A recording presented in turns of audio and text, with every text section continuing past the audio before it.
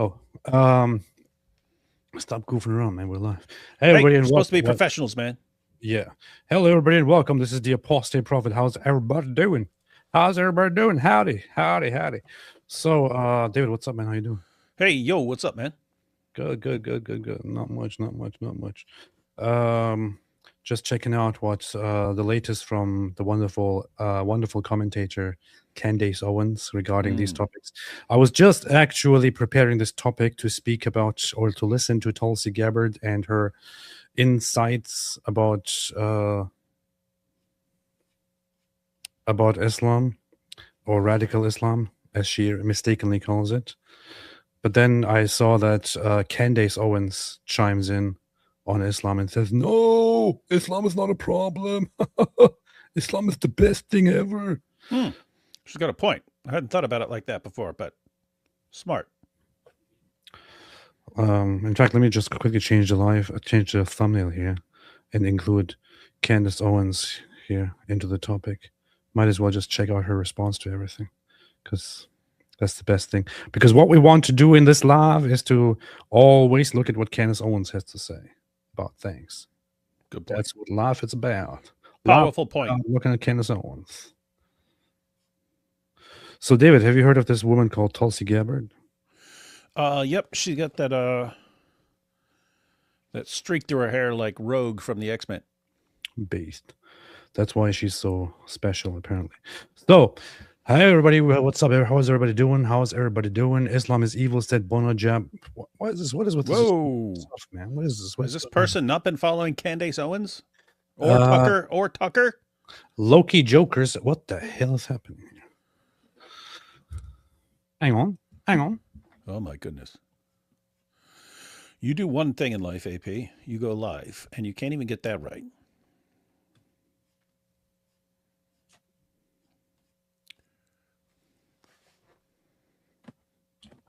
What a fantastic start to a show. It is. This is like start to the best show ever. Welcome. Hi, everyone, and welcome. This is the Apostate Prophet. Hope you're having a fantastic day.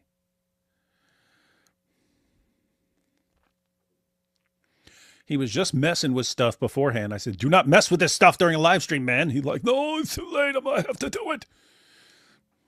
And you see the results. Well, I would apologize, but I regret nothing. Apologize for nothing. This entire show is ruined, and there's nothing anyone can do about it.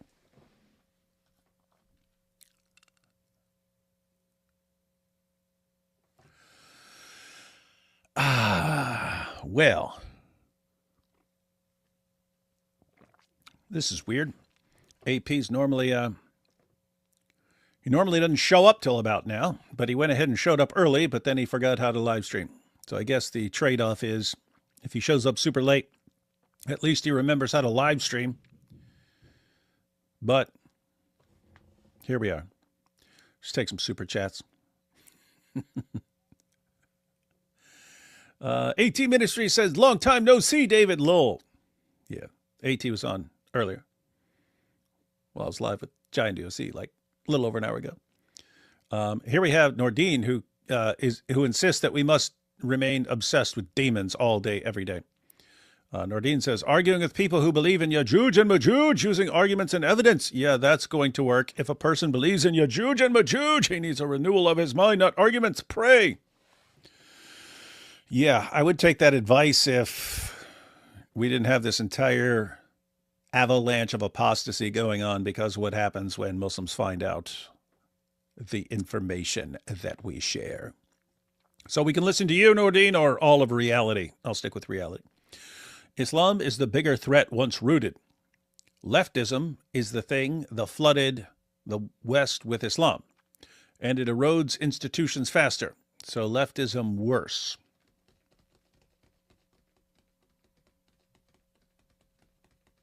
You may be right, but it does seem like they are kind of 1-2 punch. Let's see. Reaction to Minnesota Lieutenant Governor donning hijab. Somalis are number one. Hey, How come you always ask us about stuff that we're not even familiar with? Huh? Huh? And then we have to derail the show and figure out what you're talking about. But I am interested in seeing this. Let's see. Minnesota Lieutenant Governor hijab. Oh, yeah, very powerful.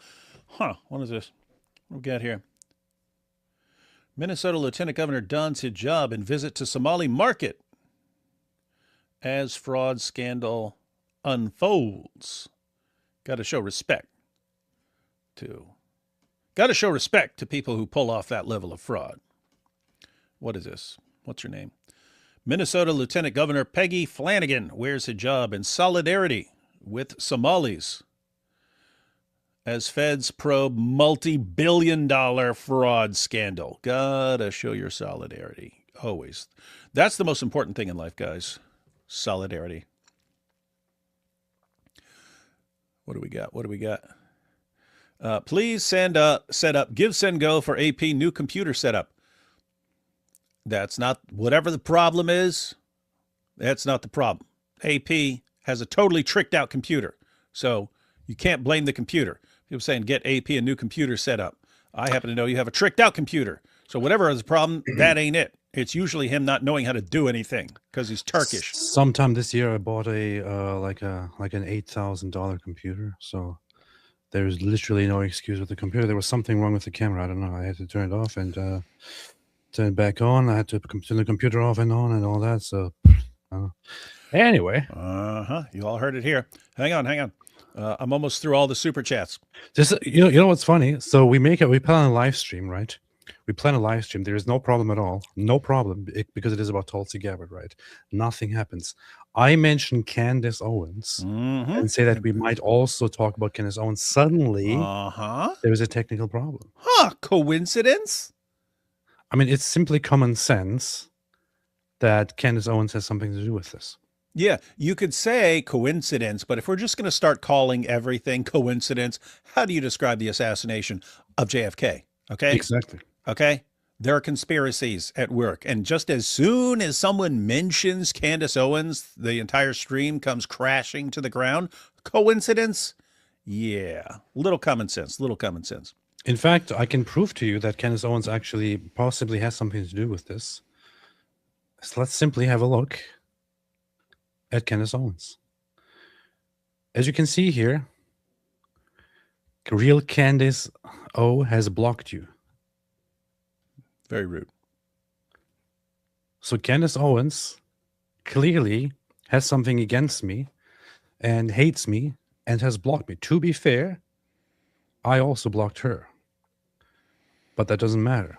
Maybe because I blocked her after she blocked me, she now has a grudge against me, which is why she attempted to take down this live stream. And possibly to assassinate you for exposing her and her husband for not being what they claim to be. Yeah, so we have established already yesterday, during yesterday's live stream, was it yesterday? Yeah, that Candace Owens is a man and that her husband is actually a woman, which is why he doesn't have a penis. And it's how they were actually able to produce offspring. He had the babies that she put in him. She impregnated him, which is how they got their babies, which explains anything. And if you, are we not supposed to ask questions? We may ask questions. Have they proven otherwise? Have they? Where are they? There's just complete silence from Candace O. Yeah. Weird. It would be so easy for them to refute. So I was earlier looking at the Tulsi Gabbard speech and all that. Then I saw that Candace Owens yesterday, as we were live, actually right before we went live to talk about her, she made a post about Islam, which actually kind of shows and very clearly proves that she was watching and that she was preparing to watch our live stream, where she saw that we are going to talk about Islam and about Candace, which is why she then made a post in which she said, no matter how hard the GOP tries to make radical Islam happen, the base doesn't care about it. We are way more concerned about Israel. You can deny reality and scream about Tucker, but the party can no longer be governed by those who refuse to acknowledge the Zionist elephant in the room. You know what's very funny about what's very funny about this is that America Fest, Turning Point USA, actually did a survey of people who attended the event, in which they asked them what their main concerns are and what the greatest threats to the United States are. David, which issue did the conservatives who attended America Fest say is the greatest threat to America? I'll go with, what is Islam for 1,000? You are correct. Alex? Correct. You are a winner. So the conservative base, which is based, actually agrees that Islam is the biggest issue. And here she is, it's like, the base, the voter base doesn't care about Islam. Yes, they do. Yes, they do. Yeah, Candace really seems to think, I mean, she does appear to live in a bubble. It's her and her fans, and she thinks that her and her fans like represent the world, or at least conservatives or something like that. And it's like, okay, we actually have the data, and it doesn't point to what you're saying. So here is Andrew Colvett, who is the co-producer of the Charlie Kirk show and was also very close with Charlie. We asked if attendees would be in favor of... Oh, no, wait. We also polled attendees' views on Israel. And then here, asked about the top threats facing America, respondents ranked the top issues, the top 6 issues as 1, radical Islam. So people who attend conservative events like America Fest agree that radical Islam, by which we can just say Islam, is the #1 threat to the United States of America. According to Candace Owens, however, conservatives do not care about this topic.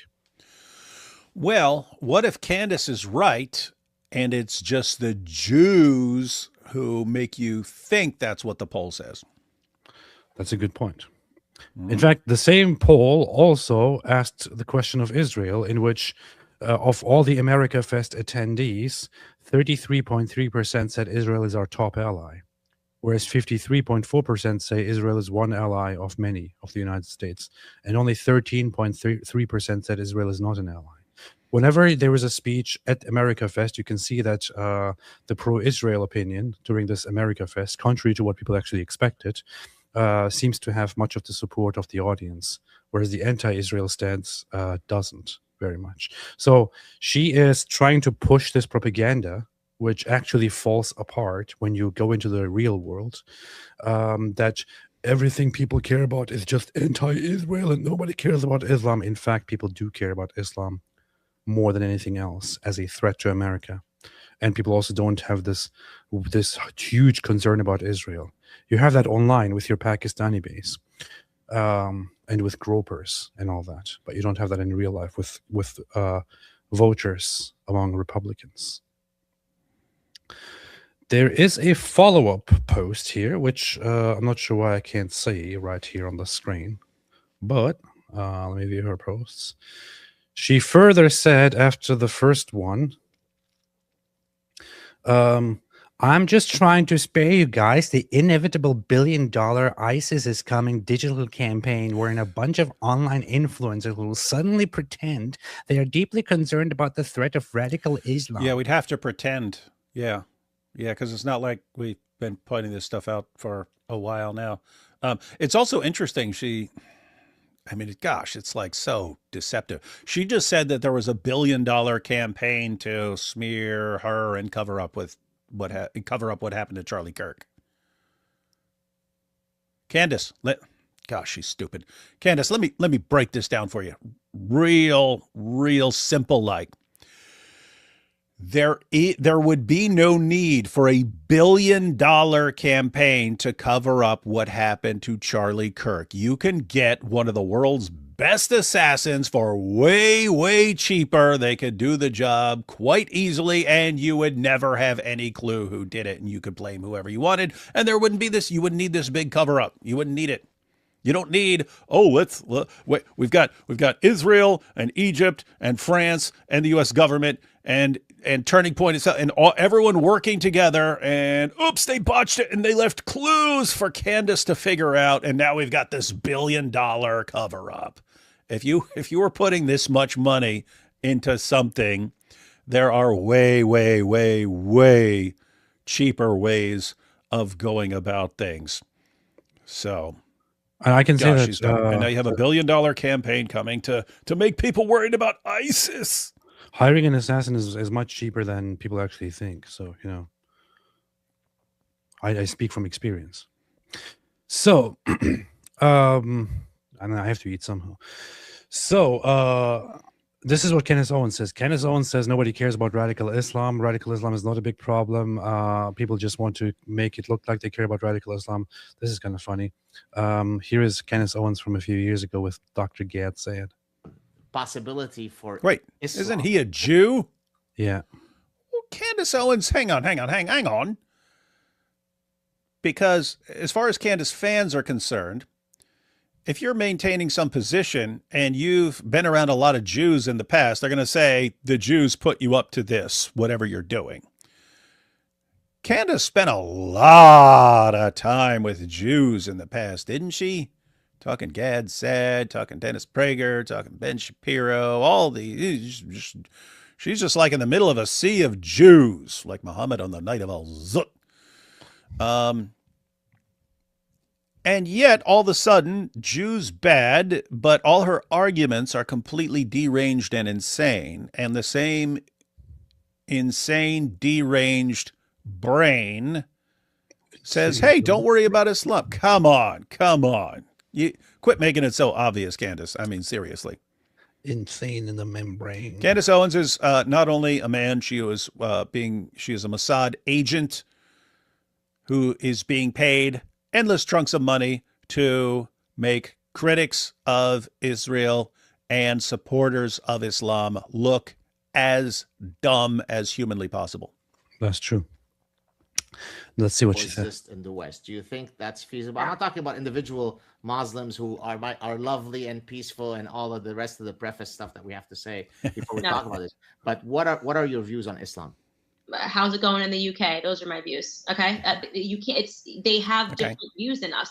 Their views are that Western civilization is corrupted and awful, and it doesn't follow their code of ethics. It doesn't work. You cannot say that you can coexist peacefully. What's happening in the UK is the greatest example. What's happening in Europe? There's a European crisis going on right now. They have different ideas of what freedom is. Their idea of freedom is not freedom whatsoever. And you brought up Ayaan Hirsi, and I've followed her closely, and what she says is so important. She is someone that has defected from it and is telling you exactly what goes on. It's amazing to me that people think that somehow if you bring people that actually hate Western civilization to Western civilization, what they're just going to warm up to it and say, we'll coexist peacefully, even though everything you do sickens us. Well, they will coexist peacefully until the demographic changes are enough that they know until Islam. Weird.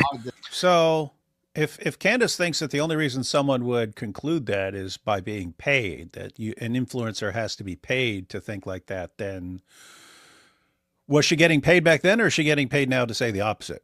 Obviously, she's getting paid.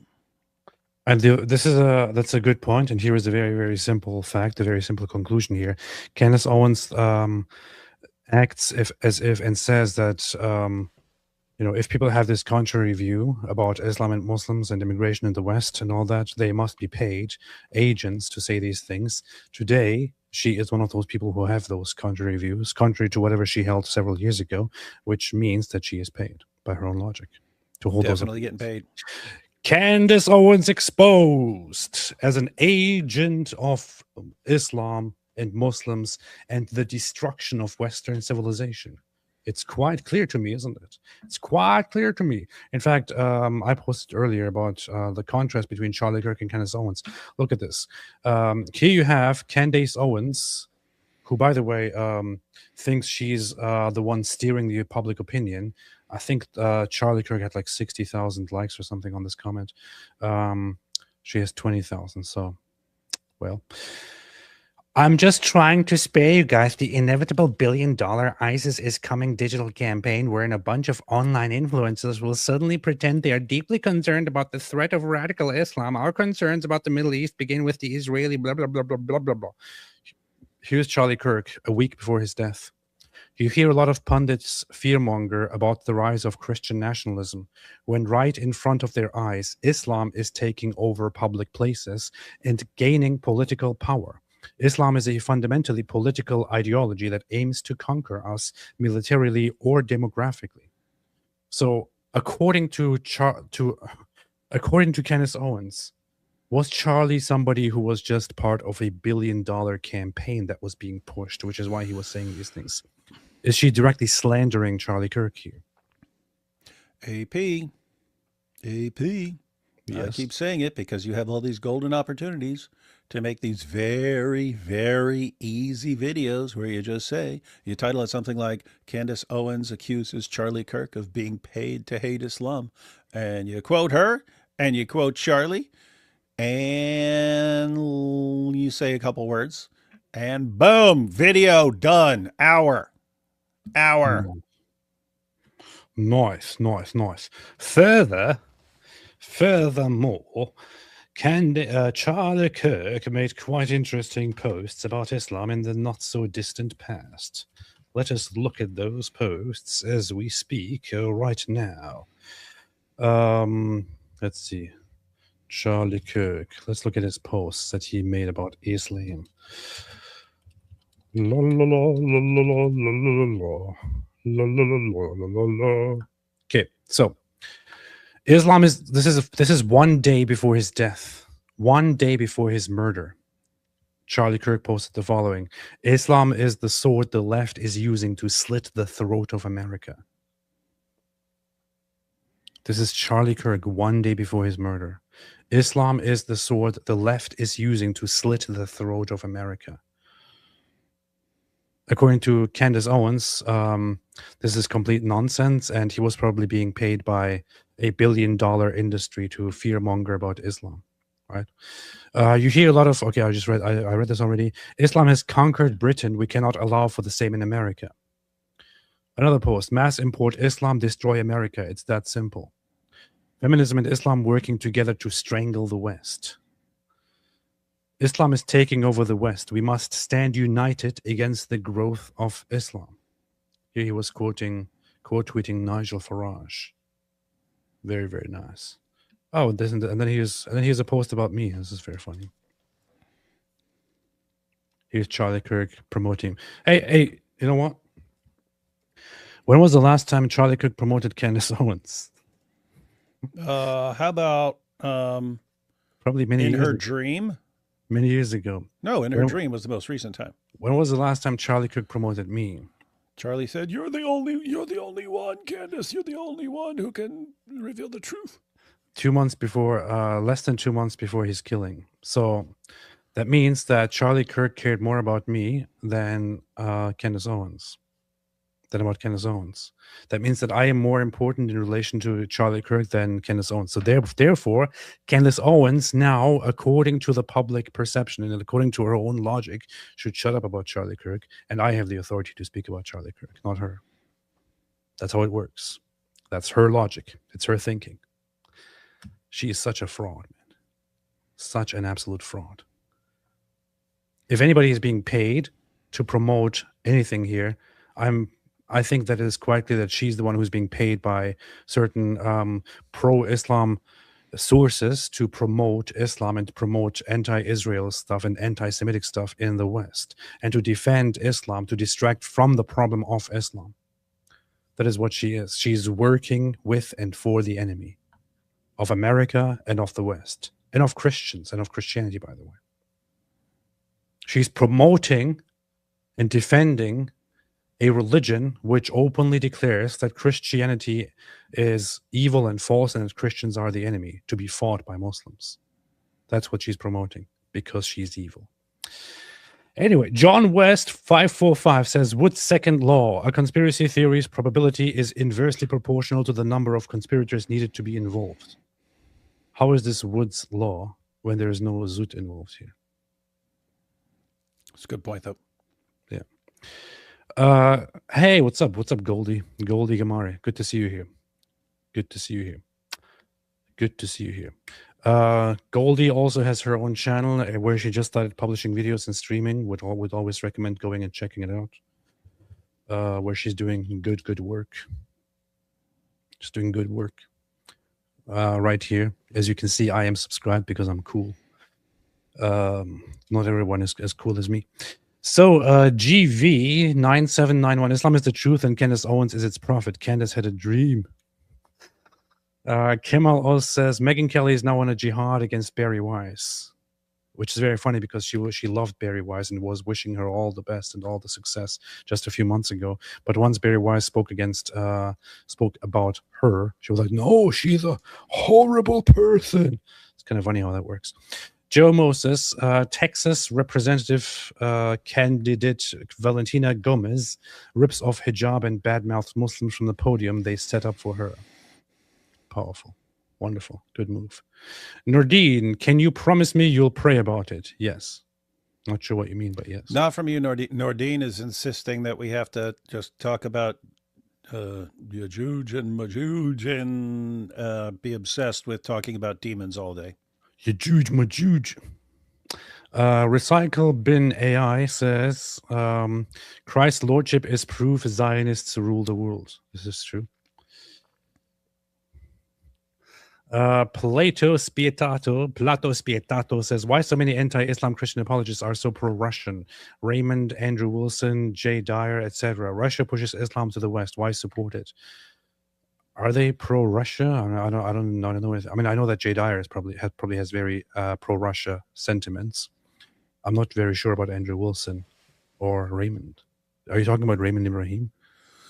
Seems like lots of Orthodox people look to Russia as the greatest place in the world.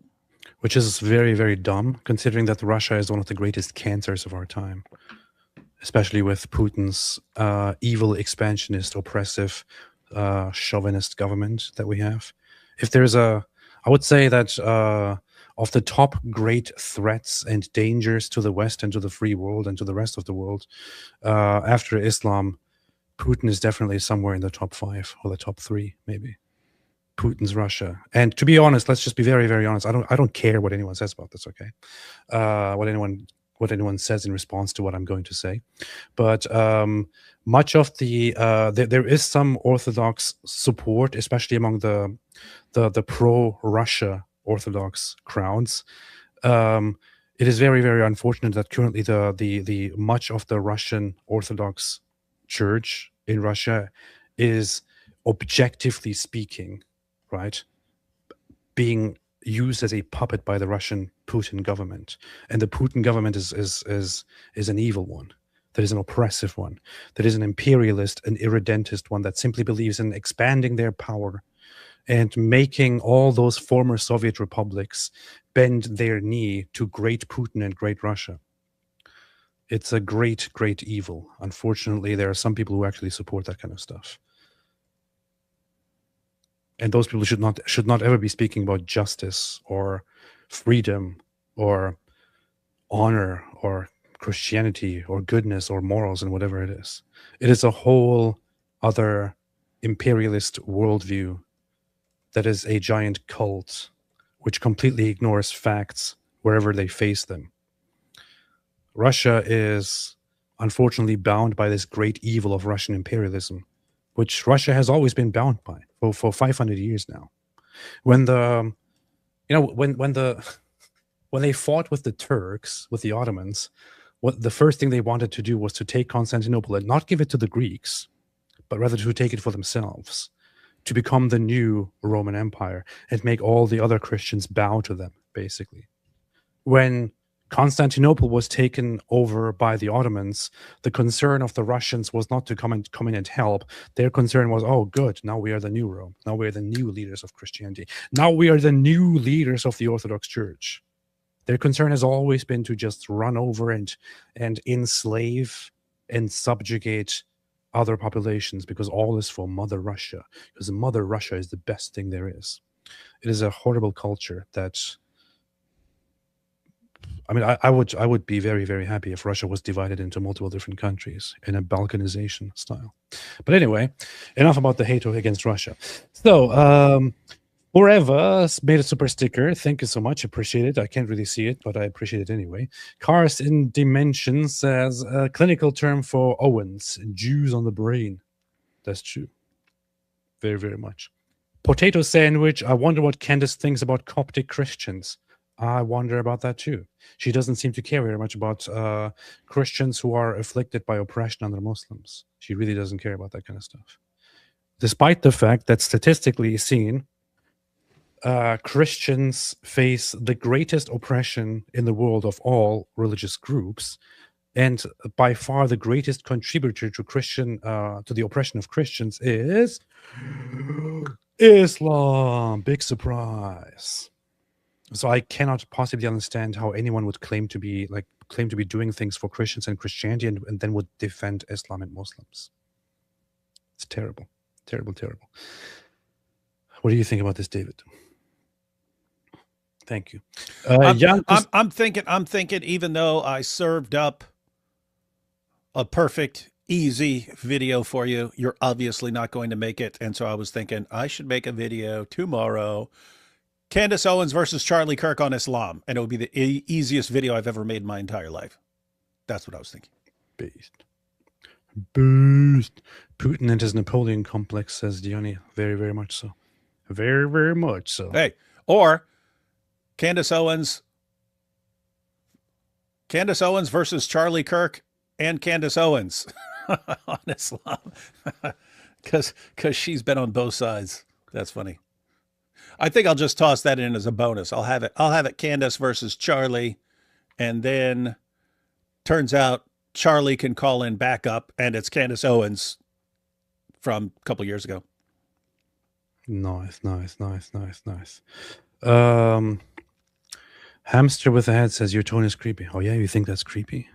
You think my tone is creepy, man? Dude, everything you say is creepy. You really think that tone is creepy? You want me to show you what creepy? When Russia comes up, I get a little bit worked up. I don't know. No, it has nothing to do with the Russia video. I'm just saying, you always sound like a creepy psychologist who's also a serial killer. Hi, everyone. Welcome. I want to. That is what I am. How am I supposed to change that? Well, quit being so freaking Turkish. Okay. Yes. Imagine Candace in a hijab. Otterman. You don't have to imagine whatever an otter can. Candace in a hijab is literally on the thumbnail. You don't have to imagine it. Young Acoustic Great, the mighty Otterman is here. Oh, hi, David. Otterman. So, David, do you know about the history of the Ottoman? Yep, I've heard you share that many times from your great knowledge of the history of your people. So, many people might not know this, but a long, long time ago, there were these things around. Long time ago. There were these things around called the Ottoman. There were these things called Ottoman. Long time ago, there were the Ottoman around. So people usually do not know this because this history has very much been suppressed. But until 100 years ago, the Ottoman were invading the world, and people were very, very scared of them because of their shape and form and their size. So the Ottoman would go around and conquer left and right in the name of Islam, trying to amplify Islam and scare people with their huge nature and their huge, stature. Notice, much like the men of Al-Zut, you can't see their peepees. Yes. So the thing is, nowadays they have very much disappeared, although some would say that they might want you, they just want you to think that they have disappeared. Actually, many of the Turks nowadays are half otter and half man. And I can't say that that is the case for me, but with many of the Turks, it is the case that they have some otter and some man background that is very much grounded in history. And this is one of those photos, for example, that captures that. So anyway, David, do you want to jump into the speech by Tulsi Gabbard? Mm-hmm. Chaotic Symphony says Raymond Ibrahim respects that Russia is standing for Russia and not giving it in like the West, and I stated that multiple times. I mean, I would also respect a country standing for its own values. Unfortunately, if that country also does it while oppressing others, that's a little bit messed up, you know. But I don't know what Raymond Ibrahim said or thinks, so I can't comment on that, you know. Camelos, disgraced ex-congressman Matt Gaetz blamed Israel for coverage of his many controversies on Tuk Tuk Show. Megyn Kelly called Ben Shapiro Israel first and is now trashing him. Mark Levin and the aforementioned Wise. Coincidence? No, it's all a campaign against the Jews funded by Qatar with $1 billion campaign.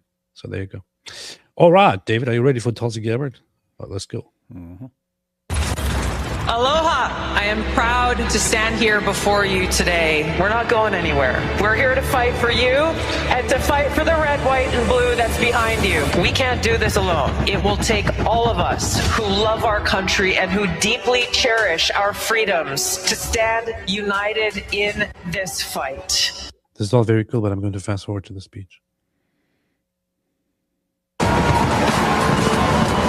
It's not the speech, dude. What did you say? It's not a speech? I said it's not the speech yet. This here is literally the speech. What do you think, that she's going to give a concert? She's going to give like a Hawaiian dance concert and stuff? Why are you being racist? Merry Christmas. You think all that Hawaiians can do is just to put on like Hawaiian dances and sing songs? I'm just saying she's starting out with Merry Christmas, and Hawaiians should keep their mouths shut about Christmas. Why? Because they're Hawaiians? Because it don't snow there. That's true. Christmas. I couldn't hear you in the back. Merry Christmas. Louder! I can't hear you! You know, I'm a little bit emotional walking out here because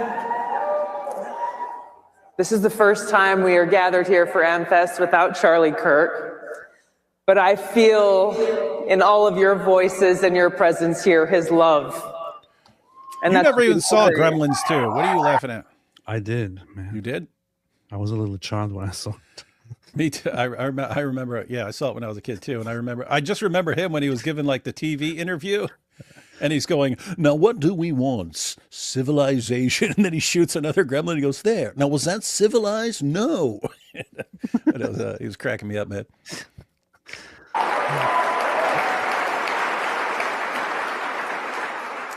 You know, at all the different TPUSA events that I have been. Look at this. Hutch Boogie says it absolutely snows in Hawaii in the mountains. Mountains don't count. No, it doesn't. It doesn't. And you want to tell me that it actually snows in Hawaii? It doesn't. Prove it. And no one's up on those stupid mountains anyway. Oh, let me guess. You have Eskimos who live up there too, right? Yeah, sure. It's literally an island in the middle of nowhere. Why would it snow there? Mm-hmm. It doesn't. And you really think Santa goes there? All the way out in the middle of nowhere to catch a couple people on some crap island? He's not going there. He's not flying there. Now, if you said he would take a vacation there or something like that, yeah, maybe, but he ain't delivering no presents. He doesn't take vacations, man. He prepares from the first day after Christmas for the next Christmas.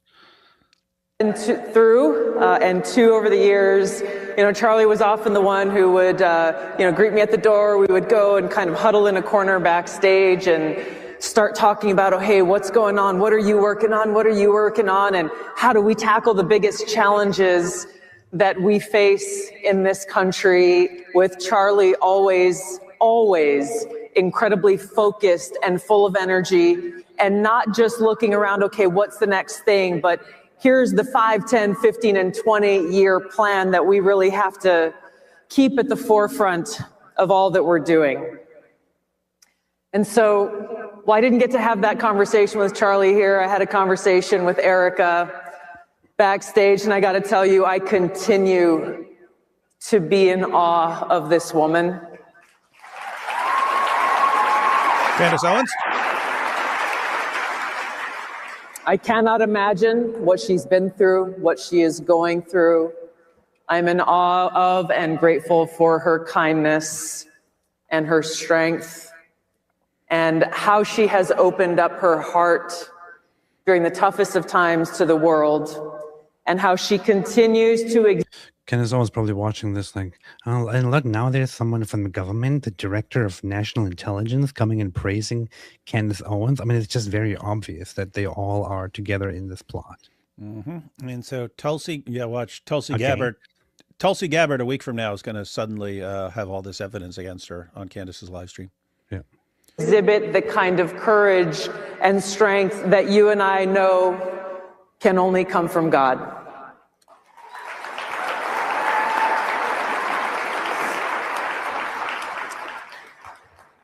We hear a lot of talk about unity. It's a word that is frequently used. We must stand united. We must come together and unify. But too often, we don't act. I have a little question that I think might be a little bit irrelevant. But when she says God, I'm pretty sure that Tulsi Gabbard is not a Christian, right? Yeah. What is she? Buddhist, Mormon, what? I think she was brought up in a Hindu thing. In a Hindu sect or something. Don't worry, I'm on the job. You can let her speak. I'll do the investigations here. Okay. Actually think about what that means. To say we have to unite just for the sake of unity, what does it mean? We can unite around the wrong things. We can unite around a negative cause that results in a negative impact. And so when we talk about standing united as Americans, we have to understand what that really means. What is it that binds us together? What are the fundamental principles that we must stand together on, whether we are Democrats or Republicans or people of different religions, people of different backgrounds or different views on certain policies? Fundamentally, the thing that we must unite on is our God-given freedoms that are enshrined in our Constitution and that every one of us as Americans must remain committed and dedicated to defending. Woo-hoo! David, what is the update? I'm looking here. Gabbard lived in Hawaii for most of her early childhood and has been a lifelong surfer. So that's her religion. There you go. And she's covering that up. She's not like bodacious and stuff. So she's covering up her surfer nature. A yoga enthusiast. She regularly practices morning yoga and meditation. Meditation on the scriptures or emptying your mind? She has talked about being a vegetarian. That's 3 strikes right there. Vegetarian too? Although some sources have reported her as being vegan. So all she eats breakfast, lunch, and dinner is wheatgrass. David, just tell us what religion she is. Man. I'm just saying, I'm finding out all this breaking news, and you're playing this chick. So all she eats: wheatgrass stew, wheatgrass salad, wheatgrass kebabs. My goodness. According to Gabbard, she grew up with Hindu values. She follows the Vaishnava tradition of Hindu faith. Vaishnava. No, it's Vaishnava. Huh, is it? Okay, fine, whatever. Tradition of the Hindu faith and values as her spiritual guide, the Bhagavad Gita. She has said that she is a karma yogi, action-entered yogi. Hey, boo-boo. She took the oath of office in 2013 with her personal copy of the Bhagavad Gita. Yeah. And we're supposed to listen to her tell us about God here? Yes. Yes. Why not? Do you have a problem with Hindus? In 2016, she supported the campaign by Hindu Americans for a Diwali commemorative stamp in the United States, noting that the Diwali festival honors values such as righteousness that transcend different religions and backgrounds. Diwali, that's the festival of... Whoa! Diwali is the Hindu festival of lights. Of lights, yeah. Is there another religion that has a festival of lights? Oh, yeah, it's Jews. Hey, wait, it's called Hanukkah. Pause. Look at the screen. What do you see? Lights. Look at the light. What? Look at the shape of those lights. Dude, look here. 1, 2, 3, 4, 5, 6. This is the Star of David. Star of David, and they camouflaged it, and they've got the Star of David, the Festival of Lights, right during Hanukkah, mind you, and you're busted. Look, we they just deliberately. we just put all this together for Candace. We just put it all together for Candace. Candace, we wrote your hit piece for you. We wrote your hit piece for you. You can do an entire hour-long live stream on it and expose her for being part of the cover-up. They put the Star of David right here on the screen so we don't find out. Mm-hmm. And how many of them do you see? 1, 2, 3, 4, 5, 6 stars with the 6. same number as the points on the Star of David. Oh, winky dink. All right. Hindus are being paid by Jews. They put it right there in front of us to hide it from us so that we don't figure it out. But we figured it out because we've been talking about Candace Owens, and now we're in full Candace mode. We see all this stuff now. We see it. Yes. Can't trick us. And with your yoga and your wheatgrass. And look at this. 666, 666. And so we can agree that the biggest threat to America is meat, eating meat. And that's why I'm launching the campaign that all school kids will be fed nothing but wheatgrass with wheatgrass sauce and wheatgrass milk. And what is 6 times 6, David? It's 36. 3 and 6. Now combine 3 and 6. 3 plus 6 is 9. That's the age of Aisha. That's the age of Aisha when she was raped by Muhammad. So what are they trying to tell us? That we should all practice yoga while banging wheatgrass? Yes. I don't know. You got to figure it out. I mean, we've got all the pieces. We just got to figure out how they all go together. Yeah. Anyway, that's where we need Candace. Yes. That is our foundation. When we talk about America, we can look at borders, we can look at land, we can look at territories, but when we truly look at what does it mean to be an American and the responsibility that every single one of us as Americans carries with us, weapons. It is centered on our foundational principles, on that vision that our founders had for us. I get a little bit zealous when somebody says what we as Americans carry on us. I immediately think of guns. I mean, it's take my guns away. No, that's Second Amendment. What did she start? She started talking about our rights. Yeah. Our rights that we have enshrined take my guns away, in the Constitution. And then she says, and what we're packing here. In the Zoot sense. Yep. Not in the Warner sense. Yeah. Knowing way back then how challenging it would be and how there would be frequent and consistent attacks on our freedom, and it would be up to us to defend them. And that's exactly where we are today. Charlie understood these threats. He saw them and focused completely on this defense of freedom, not just in words, but in action. He lived that truth that so many of us who either worn the uniform or wear the uniform live by. I may disagree with what you say, but I will defend it to the death your right to say it. Did you hear that? I may disagree with what Jews say. Mm-hmm. And she said she'll defend to the death. How are you going to do that? With guns. Yeah. So she may disagree with what Jews say, but she will defend Jews all the time. Mm-hmm. With guns. This is full-on propaganda, man. And I just looked it up. She has a brother named Arian. Interesting. Dude, do the math. She has a brother named Arian. So she could be described as literally part of the Aryan Brotherhood. What? The sister of the Aryan Brotherhood.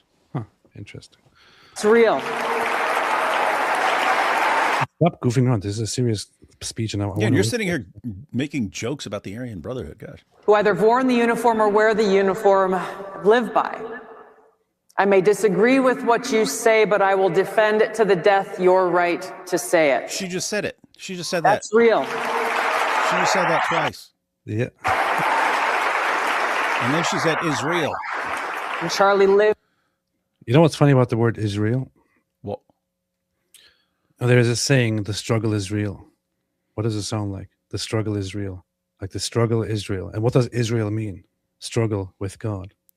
Right? Yeah, so, but what other words in other languages mean struggle? But hang on. Let's go slowly, David. Don't jump the gun here. So the struggle is real. Basically means the struggle with God. However, if you unpack the word struggle, it also translates to jihad And in Islam and to Kampf in German. So Mein Kampf, jihad, and the struggle is real is all connected. And you know what's as dumb as we're being by putting this is exactly a Candace Owens show, guys. And her fans would be going, oh my goodness, how did we miss that? Oh my goodness, this is so powerful. Oh, see, this is why Candace is the only one who speaks the truth. Powerful. And if you were to go, hey, that's stupid and idiotic, they go, why are you stopping her from asking questions? You're just asking questions. Just asking questions. Yes. Yeah, anyway. By that principle, that no matter how offensive or horrible or disgusting someone's speech is, no matter how much we disagree with it, it's up to us to stand up and protect and defend their right to say it. Nice. And to stand as Charlie did and defeat that weak or dark speech, that ideology, with a superior ideology that's focused on freedom.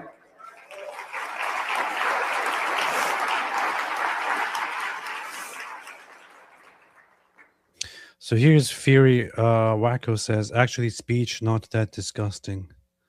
I'm not sure what you're talking about. Speech can be very disgusting. Mm-hmm. Yeah. You know, thinking about the threats to our freedom, in these gatherings across the country that TPUSA hosts, we often talk about the attacks on freedom that came from the Biden administration, how they sought to censor us in different ways, how they sought to spread disinformation to try to limit or control or curate what we saw and what we heard, how they lifted up certain voices and hushed others, reaching into their propaganda arms and compelling social media companies to do their dirty work for them. But there is a threat to our freedom that is not often talked about enough. And it is the greatest near and long-term threat to both our freedom and our security. So, beings from the astral dimension says Ridvan is an expert in hood etymology. Now, that is of course true, but the other thing about it all is also what do Muslims call Jews collectively whenever they refer to Jews? They say Yahud. Yeah, Yahud. Yahud. And here you have it, hood etymology. What is this user trying to tell us? Mm-hmm. That the Jews support this live stream. That's what he's saying. Yeah, obvious. And that is the threat of Islamist ideology. Wait a minute, stop being dumb, David. Let's listen to what she's saying. Our freedom that is not often talked about enough.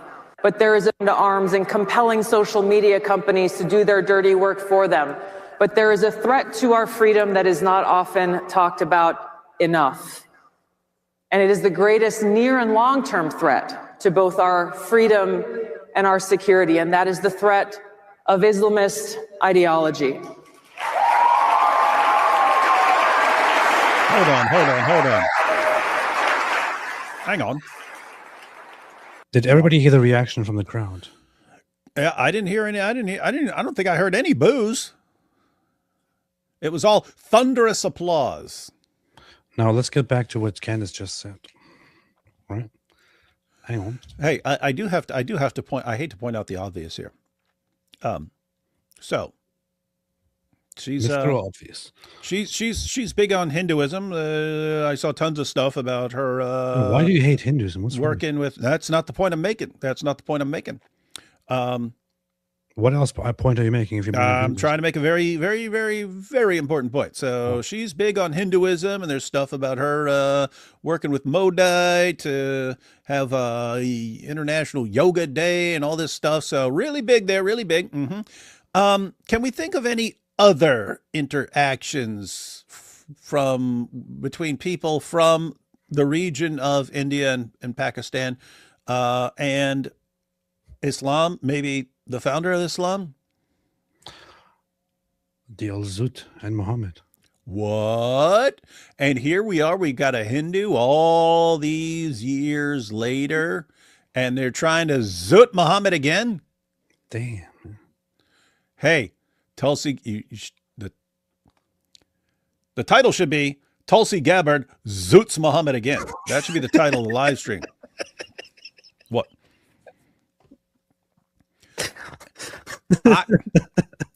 She's not very dark, but there could have been mixing, because I mean she literally has a brother who's named Aryan. But it wouldn't surprise me if she has some ancestors who were 100% Zut, and that she's honoring the memory of her ancestors and what they did to Muhammad on the night of Al-Zut. Tulsi Gabbard called looting Muhammad in front of 20,000 people. It's pretty weird. So here is Candace Owens saying, no matter how hard the GOP tries to make radical Islam happen, the base doesn't care about it. We are way more concerned about Israel. All right? Let's hear once again what the crowd actually thinks about radical Islam. And we've seen what they think about Israel already. Yeah, let's hear it one more time. Enough. And it is the greatest near and long-term threat to both our freedom and our security, and that is the threat of Islamist ideology. And I mean, think about this. Like that was a zooting right there. The whole crowd joined in zooting Muhammad. But what did she say right before that? Because she's dropping all these hints everywhere. What'd she say? Near and long. How would Muhammad have described the zut on the night of Al-Zut? Near and long. Near and long. Come on, Tulsi. Don't make it that obvious, right? You got to be a little more subtle. Near, long, wave. It is propagated by people who not only do not believe in freedom, their fundamental ideology is antithetical to the foundation that we find in our Constitution and Bill of Rights, which is... But the people are retarded. Does it work now? Mm-hmm. Good. That our Creator endowed upon us inalienable rights, the right to life, liberty, and the pursuit of happiness. Man, I didn't say it was Shiva. Plus, she also said endowed. Yep. You keep making these subtle references to Zut. Yeah. Endowed, long, near, Muhammad's rear. Come on. Yeah. Now, Charlie focused on this quite a bit. He talked about it in ways that very few others did because he understood this direct threat to freedom. He did. Hey, I did it too. When we look back to the attack on 9/11 that happened 24 years ago now, it changed so many of our lives, where thousands of Americans were killed by Islamist jihadis who attacked us on that day. We were confronted with the reality of the lengths that they will go to try to attack the foundations of who we are as a country. It was a day that changed my life, probably like some of you in the room. It's what motivated me to enlist in the Army, to go out and to fight and to defend and defeat, to defend our freedom and defeat those who are attacking us.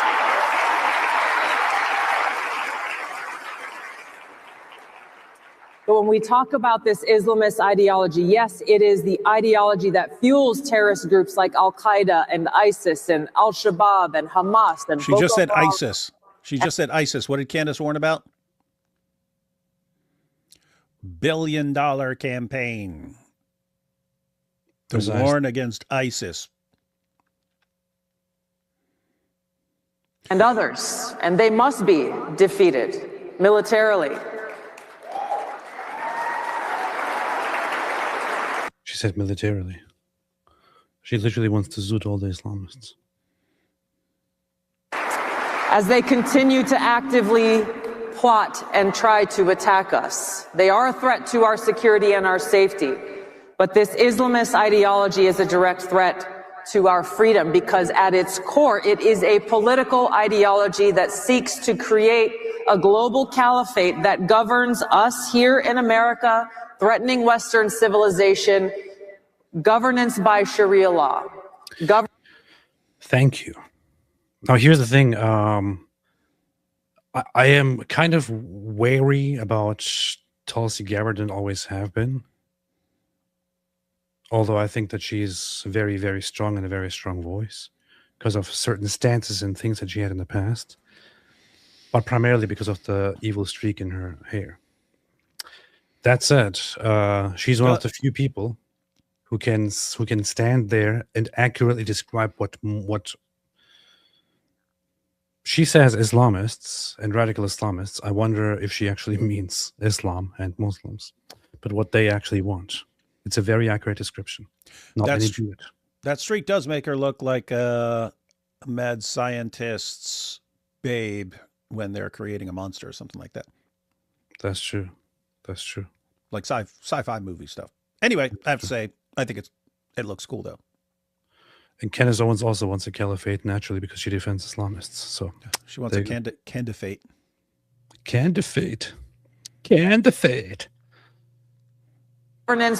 I just noticed that one speaker that I find quite interesting on Twitter apparently also spoke about Islam in her video, so maybe we should check that out. The Muslims, but she spoke about the Islam Marxist alliance that threatens the existence of the West. Worth checking out. Maybe we can just play it later a little bit. What they are calling their Islamic principles. That was Ellie Beth Stuckey, by the way. And if you fail to comply, if you fail to adhere to this ideology, if you dare to exercise your God-given right to free speech, censorship is not what we face. They will use violence or any means they deem as necessary to silence us. True. If we don't take action to identify this threat, to define it, to call it out for what it is, and take action to defeat it, then we will find ourselves in a place where many European countries and countries like Australia have found themselves. European. Countries where you can get arrested for praying silently on the street corner, as has happened in the UK. Not if you're a Muslim. Countries where you can be arrested for putting up a social media post that someone finds offensive somewhere. Thank you. The threats from this Islamist ideology come in many forms. As we approach Christmas right now in Germany, they are canceling Christmas markets because of this threat. In places like You know, the funny thing is, so I recently went to a Christmas market here in America. Wanted to find one of those proper German Christmas markets, considering that the Germans are the only ones who actually know how to make Christmas markets and all the others just copy them. Anyway, I went to an American German themed Christmas market, which kind of tried to capture the German spirit. Anyways, enough dissing. There was the one noticeable thing was that at the Christmas market, on top of several buildings that are part of the Christmas market, there were heavily armed police and security forces just watching out. Everybody who goes there knows exactly why they are there. Because of the Everybody who goes to a Christmas market and sees security forces heavily armed, on alert, looking around, knows exactly why they are there. Jews. And guys, I'm not even joking. That's what Candace would say, because the Jews convince all these people to go on killing sprees to set up Muslims. And they're successful in these attacks to demonize Muslims. Therefore, the real reason that Christmas markets need tons of security now is because of the Jews. The Jews. But seriously, everybody knows that the emergence of Muslim populations, of significant Muslim populations, the emergence of immigrants into the West by Muslims, and the natural result thereof, which is terrorist attacks, has led to people being constantly on edge at something as joyful and nice and traditional as Christmas markets. So a very, very important, wonderful time of the year in Christianity, in the Christian West, people want to celebrate Christmas. People want to honor Christmas. People want to honor their traditions associated with it. Even the dirty atheists are engaging in Christmas celebrations. But we have to shut it down or cancel it or be on edge and prepare for violence, because the emergence of Muslims and the high number of Muslims has made everyone think, oh, Christmas market, there's this danger, anytime, any moment a truck could drive in and just kill a bunch of people. Any moment somebody could blow himself up.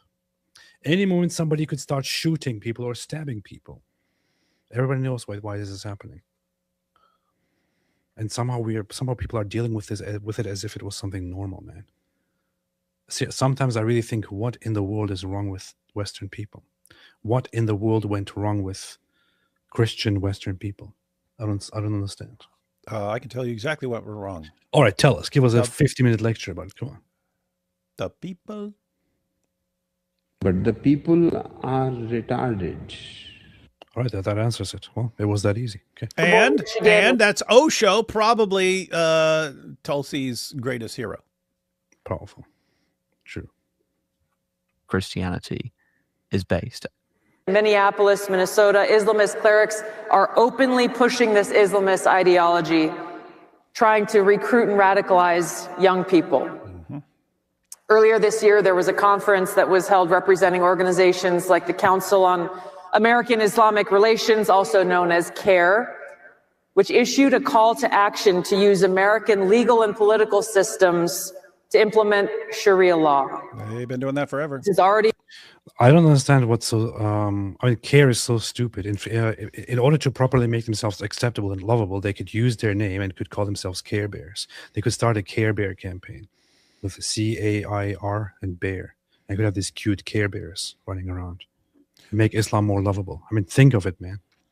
Be a bit creative, idiots. What I don't understand is why we have politicians and people in high-level government positions right now saying crap that I was saying 18 years ago and acting like they figured this crap out.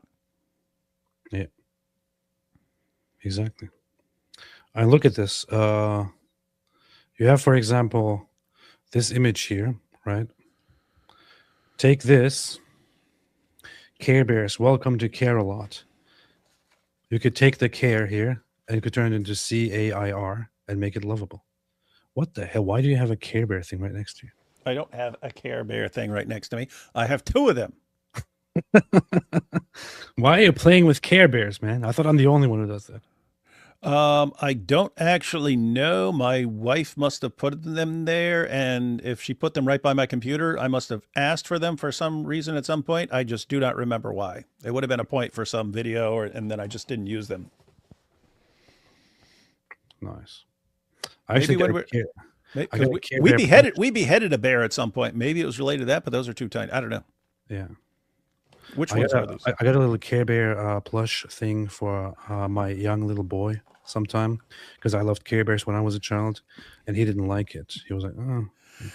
So I had to keep it for myself. Actually, when I looked at the names, this kind of makes sense. This is Grumpy Bear, the blue one, and Cheer Bear. So yeah. I think this is like her making a subtle commentary on me and her. Like, I'm Grumpy Bear and she's Cheer Bear, I'm guessing. Well, you're a psychopath. It's not your fault. What was Grumpy Bear's power? Didn't they all have a power? They do. They radiate something from their bellies. Be underway in places. Why are they booing, man? To use. You're talking about Care Bears and they boo. American legal and political systems to implement Sharia law. This is already underway in places. This is already underway in places like Houston. This is not something that may possibly happen. It is already happening here within our borders. Paterson, New Jersey is proud to call themselves the first Muslim city. They are working to implement in their own governments these Islamic principles that are forced on people through the use of laws or violence. The bottom line is this: when we talk about the threat of Islamism, this political ideology, there is no such thing as individual freedom or liberty. As Charlie said over and over again, it is fundamentally incompatible with our nation's foundation of freedom. So here is the thing. What Charlie actually said was not Islamism, it was Islam. So when she's quoting Charlie here directly and saying that he also said that this was fundamentally incompatible with our Western values, it makes me think that she's simply using Islamism or radical Islam because she is probably She's a politician. In a position where she shouldn't be saying Islam, but she actually does mean Islam. Yeah. Charlie didn't work for the government, unless you mean the Israeli government, wink. But since he didn't work for the government, he could actually just say it, whereas she can't. He can't do it. True. It'd be used against her for the rest of her life. And then she'd have 2 gray streaks in her hair. That's true. That's true. I got heard my kid call for something. I just want to make sure it's not an emergency or something. All right. While David is gone, let's have a look at a few of the super chats, and then we can listen to Actually, let's listen to this, so that we can listen to a proper speech without being interrupted by David with terrible comments. The question is macro Islam compatible with Western values? Macro. Of course it's not. There are 3 major reasons why. Islam does not believe in freedom of speech. Islam does not believe in freedom of religion. And Islam does not believe in separation of mosque and state. Those 3 things are antithetical to the West. In a Muslim majority country, most Muslim majority countries, you cannot criticize the Prophet Muhammad. In most Muslim majority countries, you do not have the same robust freedom of religion protections. And finally, whereas we in the West are very careful to try to intermix religion and state, they are commanded to actually go into the state and try to change the state to be more Islamic around the core pillars of Islam. And the last thing I'll finally say is, I cannot see a single Western country that has become more Islamic and has become a better place to live that is happier or freer. By what metric? Just happiness, quality? Everything from quality of life, from cultural cohesion, from whether people want to live there, prior to the native-born fertility rates. Again, people watching this will say is your criticism of the religion itself or not Muslim people? Because there are British Muslims who have been born here. You don't have to caveat it all the time. I know you guys have to because you're British and all that. A culture ceases to exist when we don't have unified language. When you cannot talk to your neighbor. I'm not discounting that there.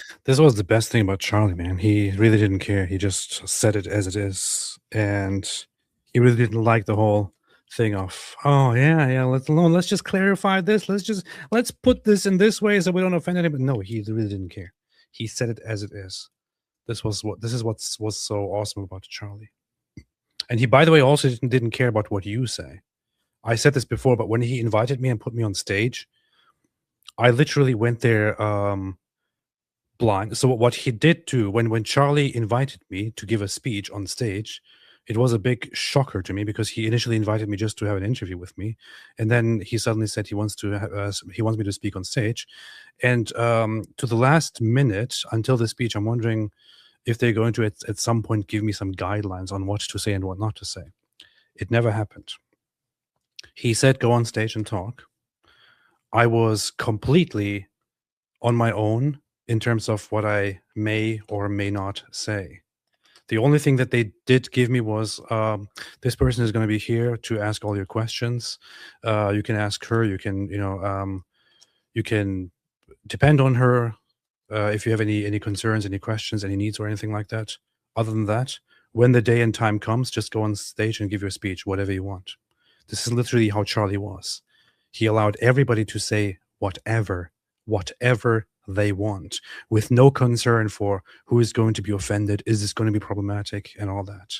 He was really a guy of free speech, and he also said his opinion whenever he wanted to. He really didn't care about these little disclaimers and, I just want to clarify, I don't mean all Muslims. He was a very, very solid guy. Are good individual Muslims. The question that we need to reckon with the West is Mohammedism compatible with the teachings of Blackstone? Is it compatible with the legacy of Wilberforce? All right. And the great thinkers that have come from this country? And I will say, no, there's a reason why when you go to these Islamic countries that you're not going to see the equal protection of rights, that you do not believe in universal human equality, that you do not believe the same things that we believe in the West. And I think it's suicidal to import millions of them. Yeah, and you know what, just on a passing point on that, it's most of the time, as far as I'm concerned, it's not even multicultural, because there was an example there was a school a few months ago during Easter, which cancelled Easter celebrations out of respect for other faiths. So it's not as if the word multicultural and multi-diverse doesn't include Christianity. No, and again, this is the red-green axis, and Britain is at the forefront of this. You have the Marxists that have infiltrated your government and the Islamists that are coming to your country. And when they combine together, they both agree on one thing. They have huge disagreements on a lot. They hate the West, and they want to see it broken. Okay. This is what Charlie said. Stuff like this is what Tulsi Gabbard is referencing when she said that when she says that Charlie also said that Islam is fundamentally incompatible with the West, but she says Islamism and radical Islam. So she clearly does mean Islam, unless she's changing what Charlie actually said. But Charlie was right. He was completely right. And hey, if you want to have a conspiracy theory, Charlie focused more and more on Islam and said this is the most important thing that we should be focusing on. Toward the end of his life, he invited me, and he also reached out to others that I recommended or others that others recommended. He reached out to David Wood, to Inspiring Philosophy, to God Logic, and to others to invite them and start a whole campaign to educate people about the threat and the falsehood and the evils of Islam. During his last week, he made multiple tweets about how Islam is the biggest problem. On his last day, he said that Islam is the sword that the left uses to slit the throat of the West. If you want to make a conspiracy, maybe you should start a conspiracy about how the Islamists or Muslims had him executed or something like that. Definitely more believable than anything Candace Owens has suggested so far. Aquila says we should start Mendes or Candace has a PP.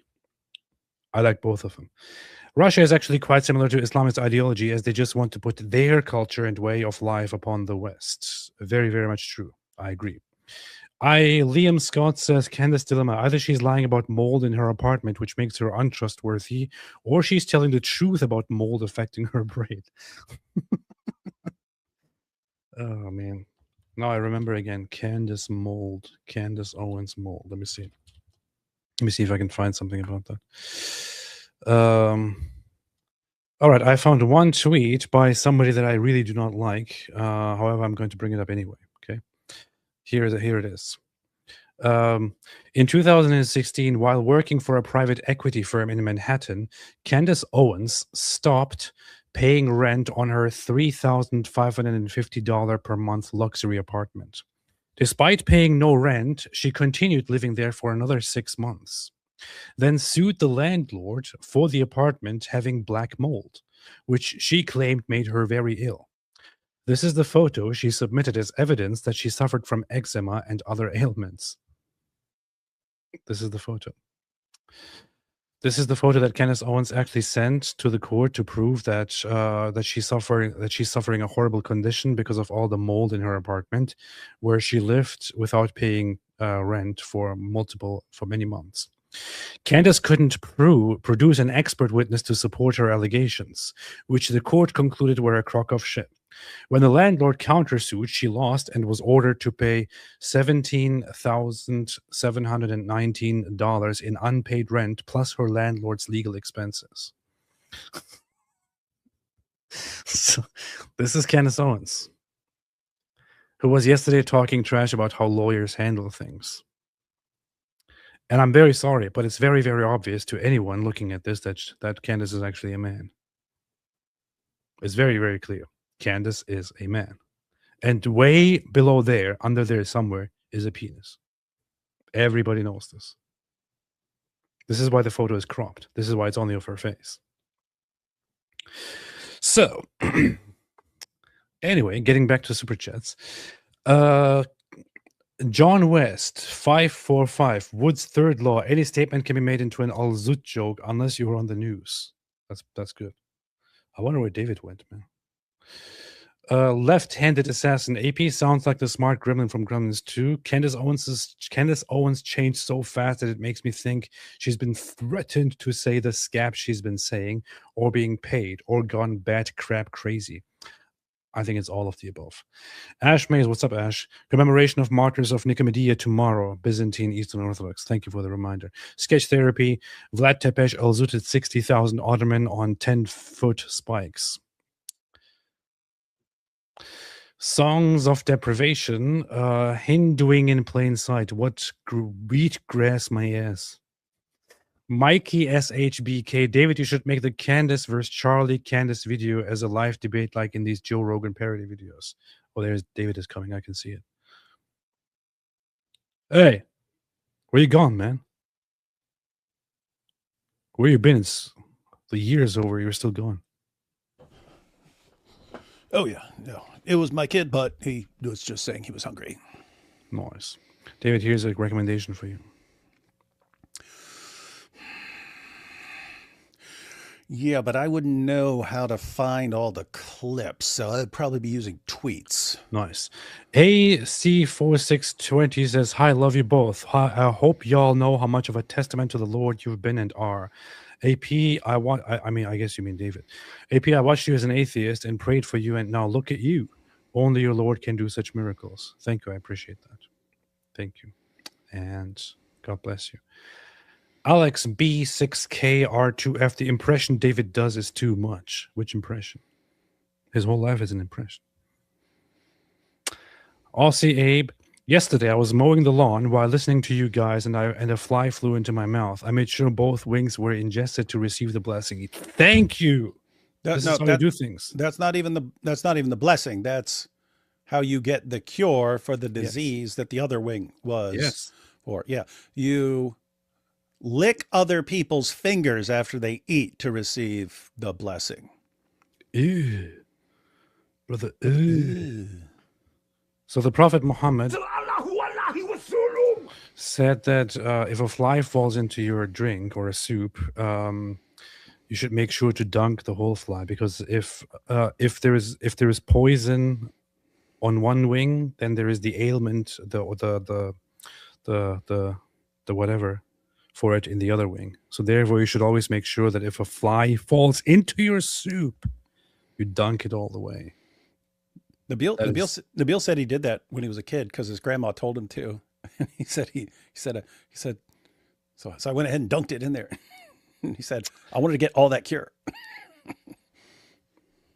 How about no? I don't buy your Ella. I'm so glad my soundboard works again. And then, hey, that might be something funny to recap, because I still got the emails where he was defending it when he was a Muslim. So keep in mind, when he was a Muslim, and I'm bringing up this stuff because he's like, look at the scientific miracles. That's what made me go and start looking into these scientific claims. I'm like, look, your prophet said that, dude. You're about to go to medical school. Before medical, you're about to go to medical school, and you know that this nonsense about one of the fly's wings having a disease and the other wing having the cure for the disease. So make sure you dunk it. That way you get the cure along with the disease. And he tried to defend it. And he said, well, here's a source saying that when an organism has a disease but still survives, it's because it has some feature that allows it to survive. And I'm like, dude, that is not a justification for what that's saying. It's saying one wing has a disease, the other wing has the cure for the disease. Is that true? And then later on, after he left Islam and became a Christian, then he told me, he said, yeah, I actually did that when I was a kid because my grandma told me to. I'm a medical doctor. Kemalos says JD Vance is a fraud. His speech provided cover for Tuk Tuk. He employs his son Buckley. His response to a groiper in Mississippi shows he's playing both sides. I can't support him for president in 2028. Yeah, I don't know what all that is about. I'm not sure which response. Maybe I should check that out sometime. But I don't know. David probably thinks JD Vance is the greatest hero. How can you say this? But I don't have very strong opinions on this. So, Apostate of Allah, make a parody of Britney Spears' "Oops, I Did It Again." Oops, I zooted again. Oops, I got zooted again won't work because it's too many, because the syllables don't add up. No. Baby. RCA, what does Tulsi know? Just because she has common sense and eyes that see, it doesn't mean she is right. Islam means peace and love to humanity. This is true. Plus, does she really have the leather straps coming from her anus on her eyes? She probably doesn't. So, what would she know? Because the Prophet Muhammad's Homosexuality should be fine. sorry, wrong button. The Prophet Muhammad said the eyes are the leather strap of the anus. McLeroy, I don't know what, but I don't know, no, but no, David Wood is a cyborg that Jews created from the prisoner Dawood fused with Dwight Schrute and Gary Oldman genes and a Christian apologist mod installed. Much love, my ninjas. Thank you so much. This is a very, very profound observation. MAGA25 says, Fuentes spoke against Vivek. Where was his passion against Zohran Mamdani? Tucker, Candace, and Fuentes are ops for Islam. Well, they're all gay. I don't know about ops for Islam. Hey, I just went and looked it up. This is from 2004. Yes. This is August 16th, 2004. Yes. And Nabil had just given a presentation at Mike Lacona's house on the amazing scientific miracles. And so I wrote, I put a bunch of hadiths into a document and then sent it to everybody. And then Nabil responded with his own. And he said, thanks, David, for insulting my prophet before I have even opened the file. And it was just because the file was called Muhammad's Odd Teachings. Even if Jesus Christ were not revered in my religion, I would still not insult the bringer of your religion. I would appreciate the same from you. Besides, it's your lack of understanding, not the teachings themselves, that make them seem odd. And I scroll down to the Muhammad Scientific Insights. So I described it as Muhammad on flies in your Pepsi. And I quote Al-Bukhari, Volume 4, Book 54, number 537, narrated Abu Huraira. The Prophet said, if a housefly falls in the drink of any one of you, he should dip it in the drink, for one of its wings has a disease, and the other has the cure for the disease. And Nabil's response was, I have heard this hadith before. Yeah, he later confessed his grandma told him that he had to do it. And I see nothing wrong with it. In fact, this hadith was the basis for many scientific and medical discoveries in the Islamic world.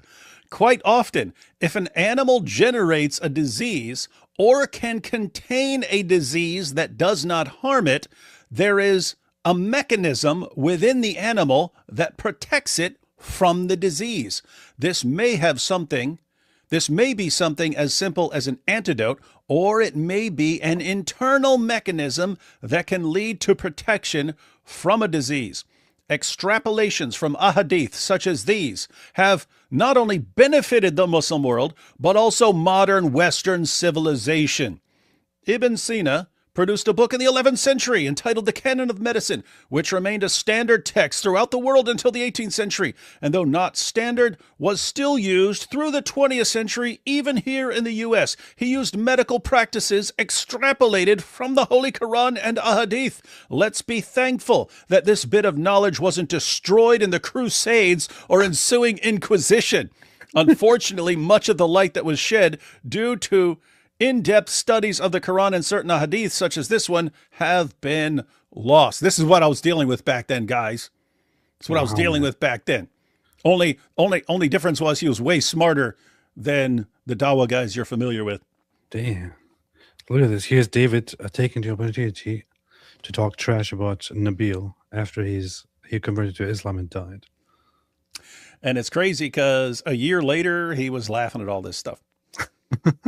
That's awesome, man. That is a very solid defense to a very solid attempt to defend the insane teachings of Muhammad. I should just make a video going through Nabil's defense of these scientific. Dude, you should. That'd be funny. You should. When Nabil was a Muslim. You should. How he changed, how he thought as a Muslim, and then later. You should totally do that. Everybody wants to watch it. The whole world is waiting for it. Let's go. Let's go. Dawood, please remember to not forget to make a video about protecting Muslims from Muslims. You asked your viewers to remind you to do this. David, have you ever asked for something like this? It doesn't sound like it. All right, thanks. Remember not to forget about making the. Yeah, but I don't remember what it was about. I guess that we should frame our criticisms of jihad differently in a video, saying that we need to protect Muslims, and then people clicking on, yes, we must protect Muslims, and you're like, yep. That's because Muslims keep killing Muslims because of the Quran. Therefore, we need to destroy the Quran in order to protect Muslims from Muslims. In any case, David, don't forget to make a video about protecting Muslims from Muslims. You missed a dit. He says, Tulsi is a favorite of the Pyrenean Dove mindset. War is bad. It hurts. People should know I'm a veteran. She does have some good views nonetheless. Very rude. My fairy tale laugh says a week ago, CO, meaning Candace Owens, claimed Jews were selling slaves and were in control of the slave trade. Years ago, she said it was blacks. Now she's defending Islam. She's retarded. She is full-on retarded. She is a full-blown retard. I almost want to sit down and make a video about this. I said it just to see David's reaction. But yeah, she did make that claim. She did make the neo-Nazi and Nation of Islam claim that Jews were in control of the slave trade. The funny thing is, you know, when we get to stuff like this and when I start debunking this stuff and then defending the Jews, then people are like, why are you defending the Jews? Are they paying you? No, because I'm against people being retarded. That's number one. I'm against people being retarded. Number two, I'm against falsehood and dishonesty. Number three, I'm so freaking sick of people attacking Jews with lies. Okay. Here is one of the things I actually responded to this. This was very, very funny. So a few days ago, when she was making those insane claims, which I, to that moment, only heard from the neo-Nazis and from the insane cult called the Nation of Islam, I heard it from Candace Owens, where she made the claim that the Jews owned all the slave ships. So I did what Groypers love to do, and I used Grok. Here you go. I posted, for some reason, after I posted this, I realized it now has 1.7 million views. I said, hey, Grok, Candace Owens has claimed that the transatlantic slave trade was actually run by Jews, and that Jews were the ones who owned and traded black slaves in America. Briefly fact check this and give us the real numbers and proportions of Jews in the slave trade.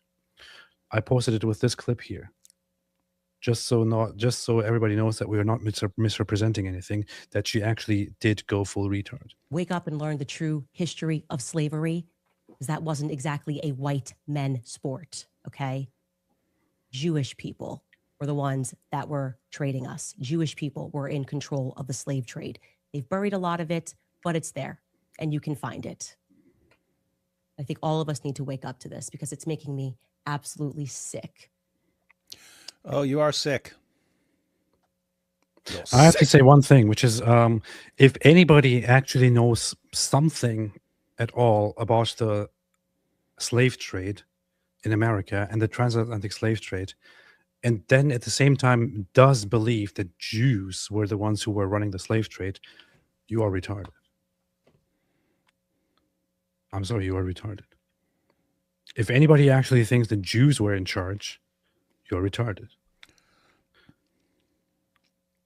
I get it. We don't like to say, it was white people did something bad. I'm sorry, sometimes people can do something bad, and then it can fix it, right? In America, and during the transatlantic slave trade, it was a slave trade that was vastly run by the white European Americans, and they did engage in this evil called slavery, race-based slavery, with much oppression, and it is now gone and done. And America has very, very much atoned for it, made up for it, changed their ways, and now very, very much vastly considers slavery an evil thing. You can admit that your ancestors did something wrong, and then learn from it and then improve. But to say, oh no, it wasn't actually white people who did it, it was Jews who did it, is just peak retardation. I can easily say this because I'm supposedly of Turkish origin, and Turks did horrible things, absolutely horrible things. They enslaved nations, raped nations, eradicated entire peoples. They were horrible, horrible people. I don't need to deny anything or defend them and blame it on somebody else. This is simply human history. People do bad things, and you can admit those bad things and then learn from them. What she does here is she's simply engaging in in an evil strategy. And I really sit down and wonder sometimes if she actually believes what she says here. I really wonder, does Candace Owens actually believe that the Jews were the ones who controlled the slavery, that the Jews were the ones who enslaved people, that the Jews traded us? I mean, it was a major part of the Civil War. You had entire states openly saying that they want to preserve the slave trade, right? That they want to preserve slavery, and that they are ready to go to war over this.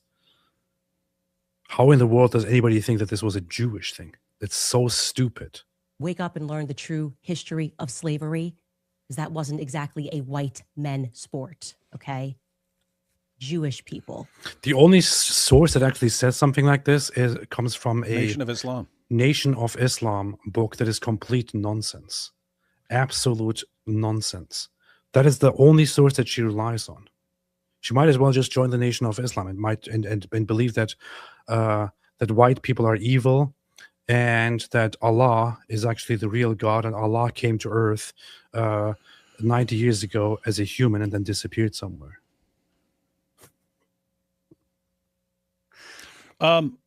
Did you show people the response? Because people are saying, what did Grok respond? So I went So and looked it up, but here you go. Yeah. Here's what Grok said.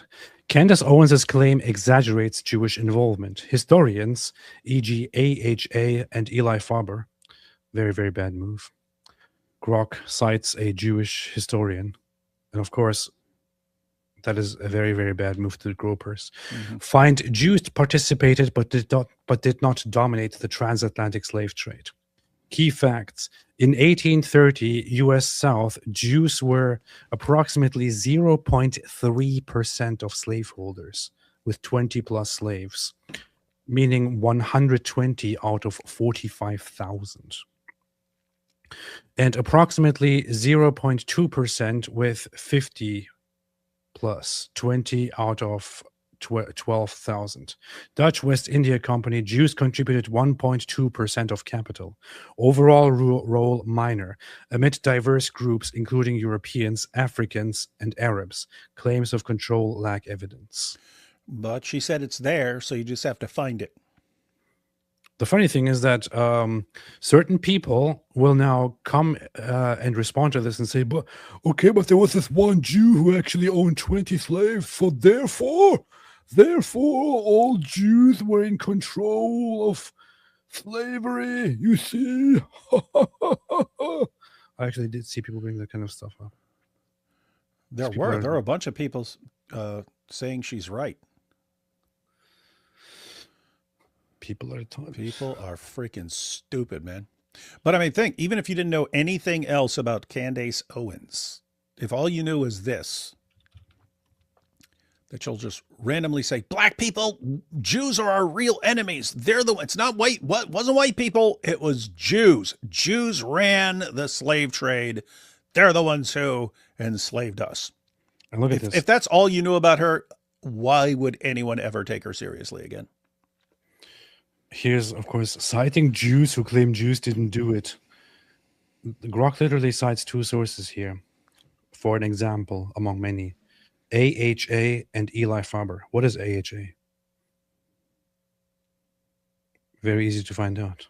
Is it some Jew whose name is Is it? Here's what the AHA is. There's a music group called Aha.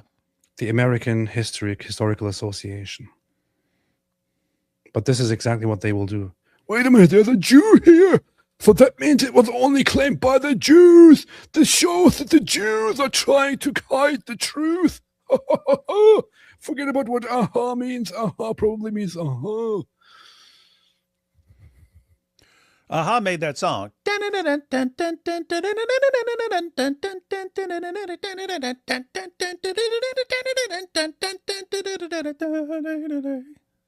Anyway. Never get a copyright strike. I know, because it was a perfect imitation of the song. It sounded like I'm listening to the song. On me, think on Aquila says we should start Mandis or Candace has a pee-pee. We should most definitely do that. Aussie Abe, David Wood had a dream. I had a dream you were the Bishop of Antioch. And so I shall be. That wasn't a dream. Philip Daniel, composer, says Candace probably thinks Jews, not Muslims, oppressed Christians for 1,400 years. She probably thinks First Crusade was against Khazarian Frankists. That's true. That's what Give her time. She'll say it. Aussie Abe, API had a dream you were the Pope of Protestants. That was not a dream. Mosh Coin, what's up, Mosh? How you doing? Hi, guys. Would you like to make a live in around 16:30 Israel time? Yeah, early. Sue me. I can maybe jump in and show you guys the view from Syria. That's pretty funny. David probably will totally do that. That would be when? Like morning? In Israel, it's currently 4:48 a.m. So that would be in 10 hours from now. What do you mean? Hey, Mosh, what do you mean? Any day or like tomorrow morning in particular? Because that sounds like when I'll be in church. Powerful.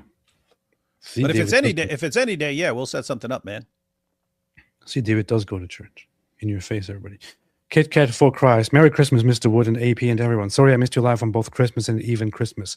David, so I'm saying it late. I hope everyone had a wonderful Christmas. We forgive you, Kit Kat for Christ. Yep. 2 days after Christmas is not Christmas, Kit Kat. I rule hereby that it is. So thank you. And Merry Christmas. MTX485, Muslims attacked us in 1786 because the Quran said so. This is a fact. That's what they said. Aussie Ape, Saint Nicholas punched Arius in the face for denying Christ is eternally existing. Imagine if he had met Modi al-Zutid. Would not have been pretty. This reminds me of stuff that Turks do nowadays. So here's Hey, whoa. This is a Christian show. Don't be talking about stuff Turks do. Fair point. But I was just mentioning actually this year. So I made this post, which I really enjoyed, where I said Muslims can't go 5 minutes without trying to hijack other people's history. There was no Turkey when St. Nicholas lived, nor were there Turks in Anatolia. This is in response to this account, Daily Turkic, saying Santa Claus was literally an old man from Turkey who went around giving gifts to kids. He helped children, poor families, and then Americans added reindeer and branding. So Santa Claus is based on St. Nicholas, who was a bishop. They spelled it wrong. They did. It's Klaus, not Claus. Santa Claus. Santa Claus. Born in 270 AD, his home village of Patara was a Greek village in what is now modern-day Turkey, as the Turks did not exist at the time. Dude. He was a Christian who became a bishop of Myra. Turks didn't enter this place until nearly 100 years after St. Nicholas lived. But Muslims are busy already trying to hijack the history of it. It's very, very funny, man. Funny people. And they even made an AI image of it, where St. Nicholas looks like Santa Claus and is in front of Muslim kids with a mosque outside in 300 AD. Yeah, mosques were super big in Turkey and before Islam. Yeah. Anyway.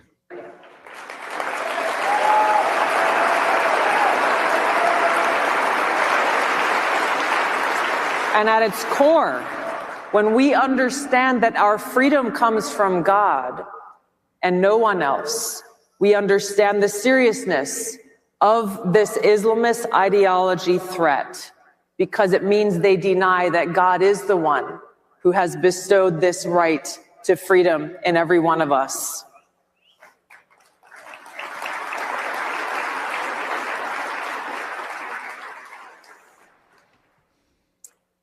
So what do? We as Americans have to stand proudly for freedom and understand that a free society cannot survive if it refuses to defend itself. You don't preserve freedom of speech by canceling it. We preserve free speech by exercising it, by using more of it, encouraging more speech. We protect our Constitution by ensuring loyalty to the Constitution. We protect our democratic republic by ensuring that we, the people, elect leaders who not only believe in American values, but actually live them. Leaders who are committed to ensuring that we have a government of, by, and for the people, and leaders who most importantly put freedom and the interests and well-being of the American people first in every single decision that they make.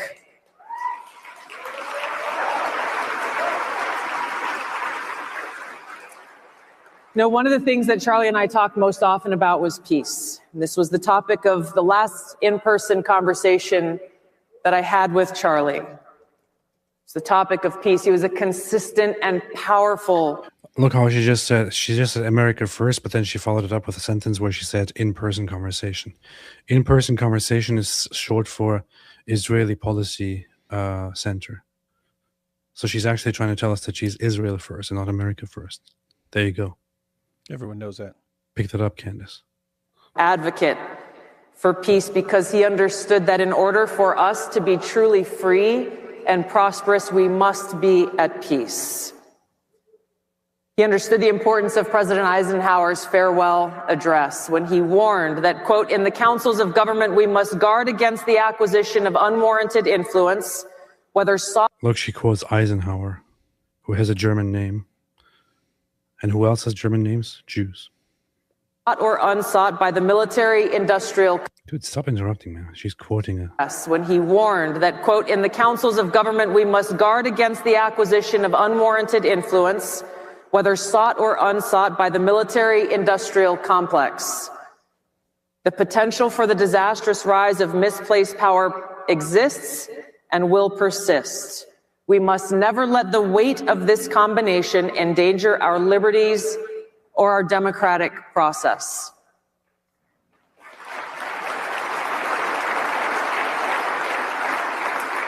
That warning rings as true today as it did back then when he said it as a retired general who led during wartime and as a president and commander-in-chief of the United States. He understood then, as we do now, that too often we, the American people, are told we must choose between liberty or security. And which side often wins out in that proposition? Liberty loses. And the warmongers claim that they are doing what they are doing for the sake of our security. So David, Jack Downing says, David, for how smart you are, you sure don't know much about Freemasonry. David, why do you not know anything about Freemasonry and what's wrong with you? Blue hell would I care about Freemasonry. Why aren't you talking about Freemasons? If I need someone to do some mason work, I'll just hire someone. I don't need to know how to do it. I know how to weld. I know some basic instruction. I do not need to be a mason. Why do you want to hire them for free when you can pay honest people who want to work and give them the money to do your work? Yeah, give people, pay people, man. Oh, we are not communists. Everybody should work for free. Disgusting. Don't be ridiculous, man. What's wrong with you? You're sick. You're sick. You're sick. It's a lie. Eisenhower warmongers claim that they are doing what they are doing for the sake of our security. It's a lie. Eisenhower issued this warning because he understood the power of the influence of the military-industrial complex and how those who seek to keep us in a persistent state of war deny the heavy cost that it takes in human lives, in taxpayer dollars, and in the erosion of our liberties, wars that have nothing to do with ensuring our security or our liberty.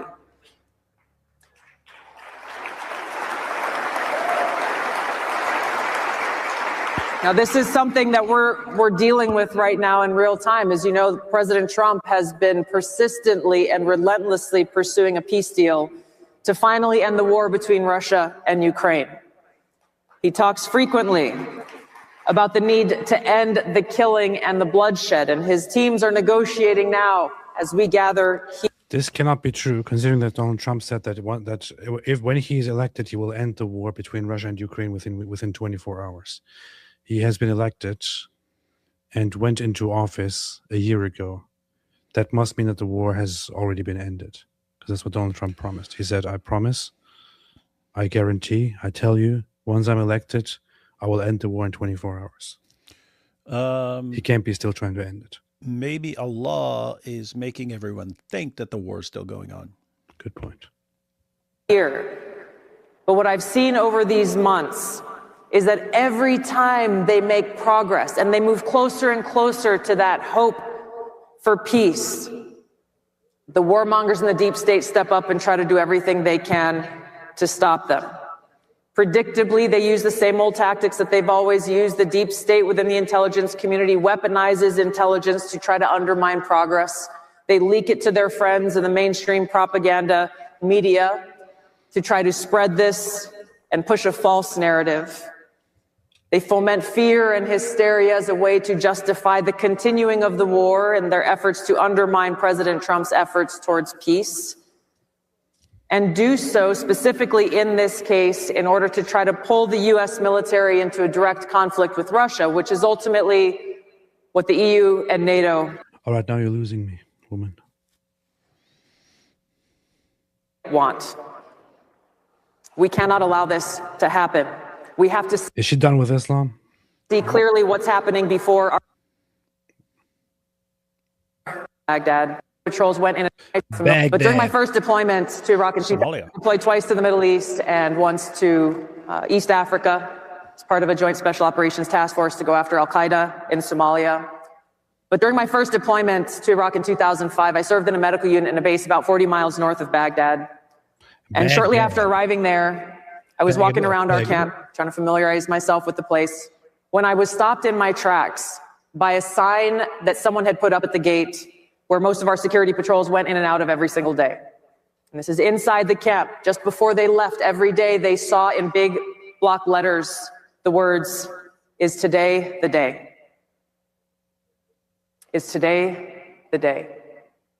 This ever-present reminder that any day could be our last. That's very good, but I feel like you should have made one speech about one issue and not combine it with another thing here.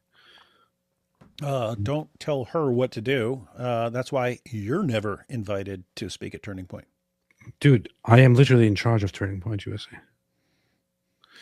But anyway, I wanted to have a look at Ali Beth Stuckey here, who apparently said something about Muslims and Islam and socialism.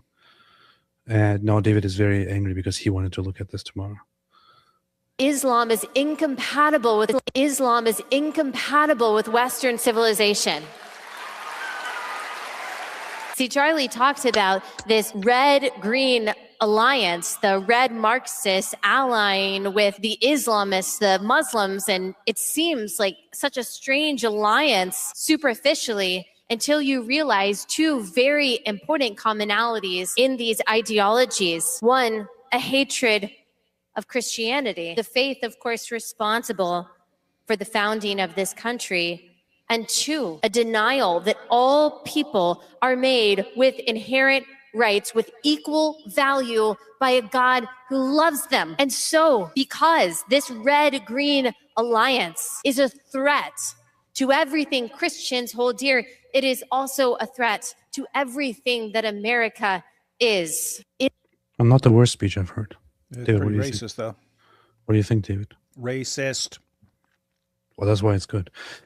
I've been following her stuff on Twitter, and she seems okay. I don't know who and what she's about. One of the Christian conservative commentators who hasn't recently gone completely insane. Anyway, give her time. Give her time. Good. Anyway, David, anything else you want to say about Tulsi Gabbard, except that she's an evil Hindu? And an evil vegetarian? No, she seems pretty cool and based, and her hair's cool. It is totally based. Philip Daniel Composer says, ask ChatGPT if Candace embodies Christian virtue. I don't want to ask ChatGPT anything. Do it. Fine, I'll do it, man. Man, literally gave you a super chat, told you to do something. You have to do it. Fine, man.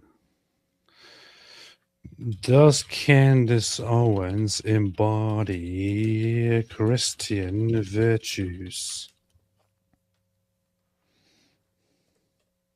Short answer, partially and inconsistently. Candace Owens publicly identifies as a Christian and often invokes Christianity in her rhetoric. Some of her positions and behaviors align with certain Christian values, while others clearly conflict with core New Testament teachings. Damn. I'm not entirely sure if this is using it in a good way and all that. I tried to use one that doesn't take any of my preferences or anything into consideration. It's a temporary chat. Where she aligns defense of traditional family structures consistent with historic Christian social teaching. Opposition to abortion aligns with mainstream Christian pro-life ethics. The very basics. Personal responsibility and moral accountability. Common Christian moral themes. Open identification with Christianity. Not nominal. She explicitly grounds views in faith. Okay. Where she conflicts. Tone and conduct. Frequent mockery, contempt, and personal attacks conflict with Christian virtues of humility, gentleness, and charity. It sounds like I asked about David Wood, not Candace Owens. Truthfulness. She has promoted claims later shown to be false or misleading. Christianity places strong moral weights on truth. Lack of grace toward opponents. Christianity emphasizes love of enemies, patience, and mercy, which are often absent in her public discourse. This is very, very rude. Instrumental use of faith. Christianity warns against using religion for power, status, or tribalism rather than repentance and service. She embodies select Christian moral oppositions, especially on social issues, but does not consistently embody Christian virtues as defined by Scripture, particularly humility, charity, truthfulness, and love of enemies. Her public persona reflects ideological Christianity more than virtue-based Christianity. It sounds like you just hate her because she is a black woman. Let's see. No, that claim is false. My critique had nothing to do with race or gender. It addressed public behavior and statements by Candace Owens and compared them to explicit Christian moral teachings. Blah, blah, blah. Just admit you hate black women, you racist. False. I don't hate black women. That accusation has zero evidence. Okay. So you hate black women. Strong no, black women. That is false. There is zero. Strong black women. Oh, okay.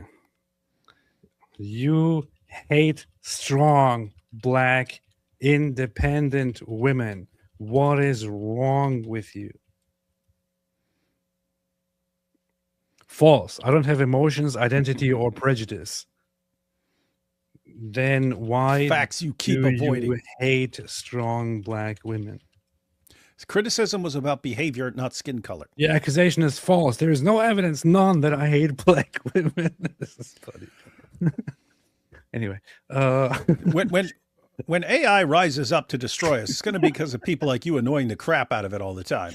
It's going to be like, man, all I try to do is help these people and give them more information, and all they do is attack me. You know what? You know what? All right.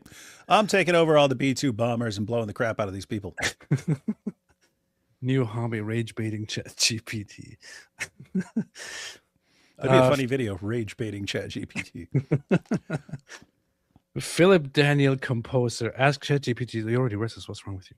Momo Al-Zuted, AP David Wood, your thoughts on Asim Al-Hakim saying using VPN is haram? What? What?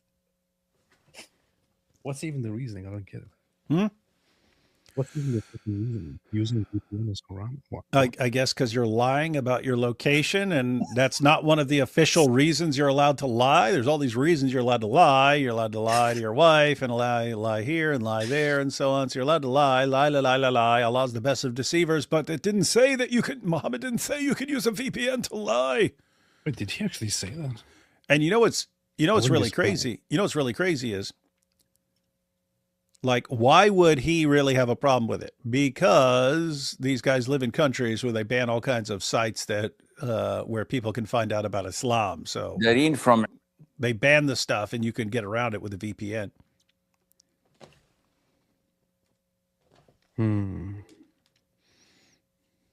Now I have to find out if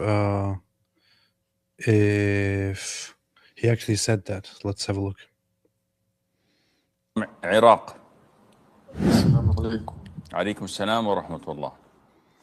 Sheikh, there is this app where there is digital items, and the app enables regional pricing, which means that, for example, this item in Egypt may be cheaper than it is in Canada. And some people use this. Dude, I'm so tired of the voice of this guy. Anyway, I don't want to listen any further. Actually, let's get back. Like they also. Yani, if I understand you correctly, you are buying from this app who the people operating it are providing you with merchant. The question seems to be about using VPNs to buy things. To get cheaper stuff based on location. Is using VPN permissible in countries where the government does not allow it? Is using VPN permissible in countries where it is not allowed by the government? If it is not allowed by the government, if it is illegal and you will face penalties or jail time or fines, in this case, this is not permissible. But if it's not illegal in the sense that you can download it, you can use it, and no one would hold you accountable for that, then I see no reason why not to use it. Fair point. Fair point. Similarly, if marrying and raping children is not allowed, then you should probably not do it. But if it's allowed, then there is no problem with it. So, powerful point. Powerful Islamic point. Ari Yerushalmi, in Japan for holiday, your stream starts at 10 a.m. Breakfast of champions, not in the zoot sense. Nice, nice. Why are you in Japan for holiday? What are you doing there? Explain yourself. Maybe you wanted some sushi, man. Daniel B. In Dubai Museum of the Future, they intend to build satellites to send energy down to Earth via powerful lasers as a source of energy. Antichrist and Revelation, calling down fire from heaven, coming true soon, terrified me. I remember reading about that years ago, the possibility of called orbital solar. I didn't know there are actually. So don't say orbs when Sam Shamoon could be orbital. Watching. Oh, sorry. Yeah. Sam Shamoon's like, did somebody say orbs? I have orbs flying around in my room all the time. I think they're angels. I have these angels that are flying in my room with orbs all the time.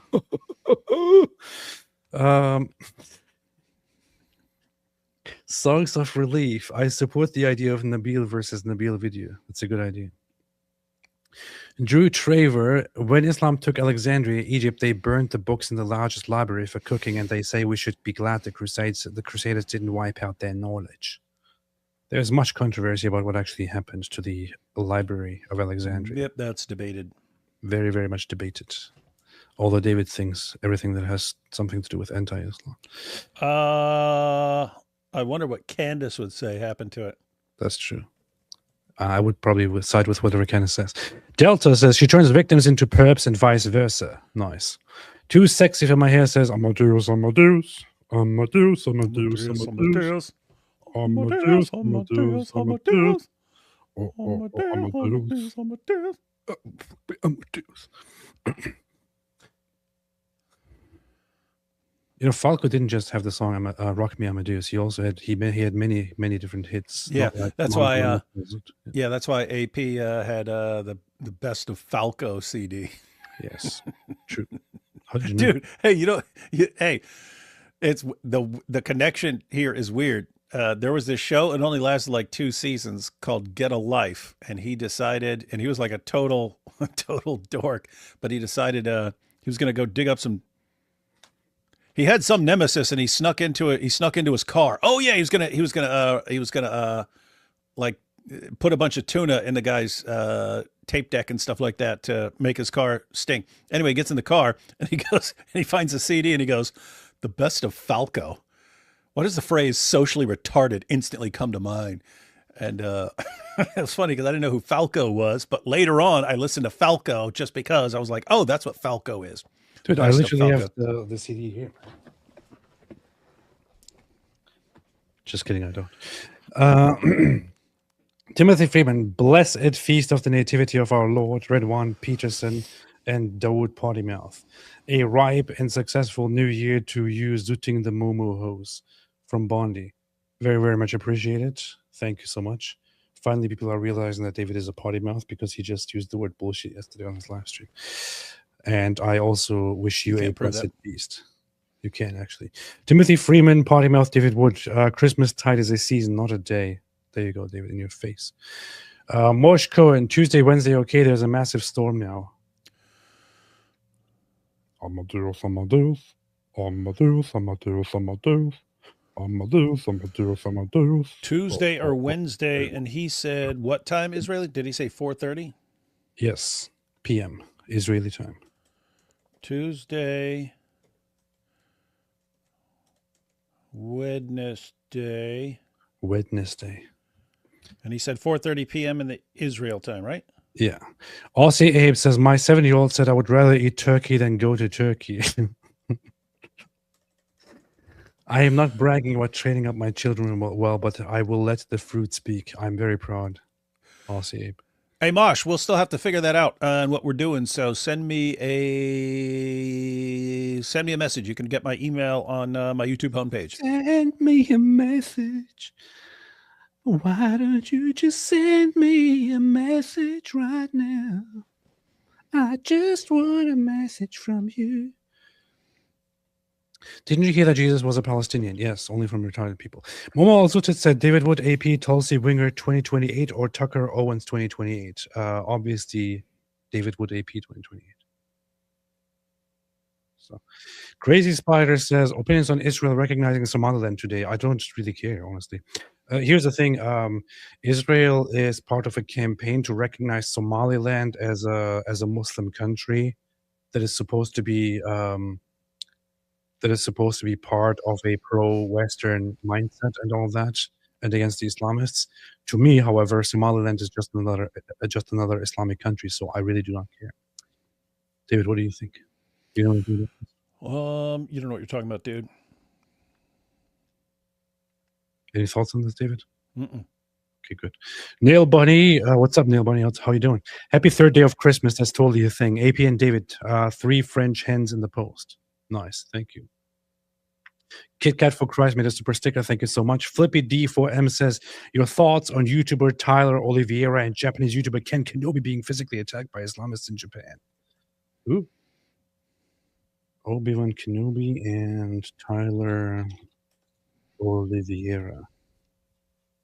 I have no idea about any of that. I gotta check that out. I'm gonna make a screenshot and a note on that. David doesn't care, of course. Kit Kat for Christ says, I'm still going to wear Christmas earrings and listen to Christmas music until January. In your face, David. In your face, indeed. Mike Rochwinger says, why is Candace obsessed with Bridget being a man but silent on the insurmountable evidence that Michelle Obama is a man? Yeah, and why is she silent on the fact that she herself is a man? Hey, this says rhetoric about Islam publicly, then he was unalived. We just saw the Turtle Island Islamo commies. They're not the only ones. True. What? Says, with few exceptions, Somalis in Somaliland and elsewhere are Muslims. The majority belonging to the Sunni branch of Islam and the Shafi'i school of Islamic jurisprudence. Have you seen the flag of Somaliland?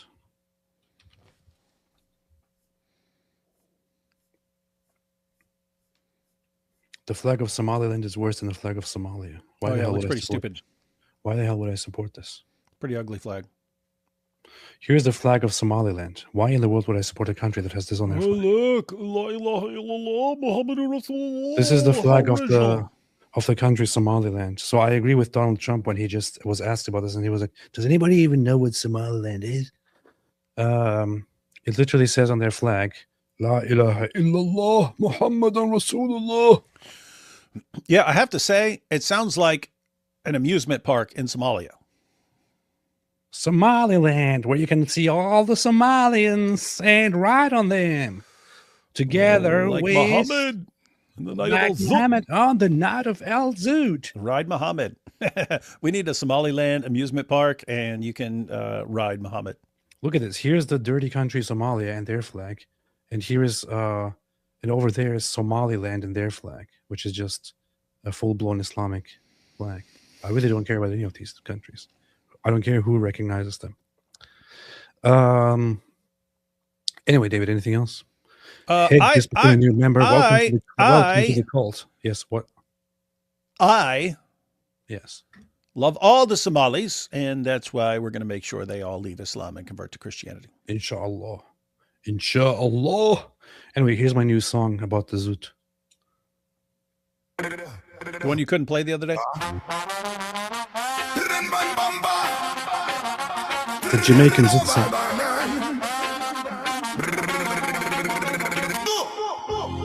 There's a hot like stove top boy, make a breeze a lick him skin.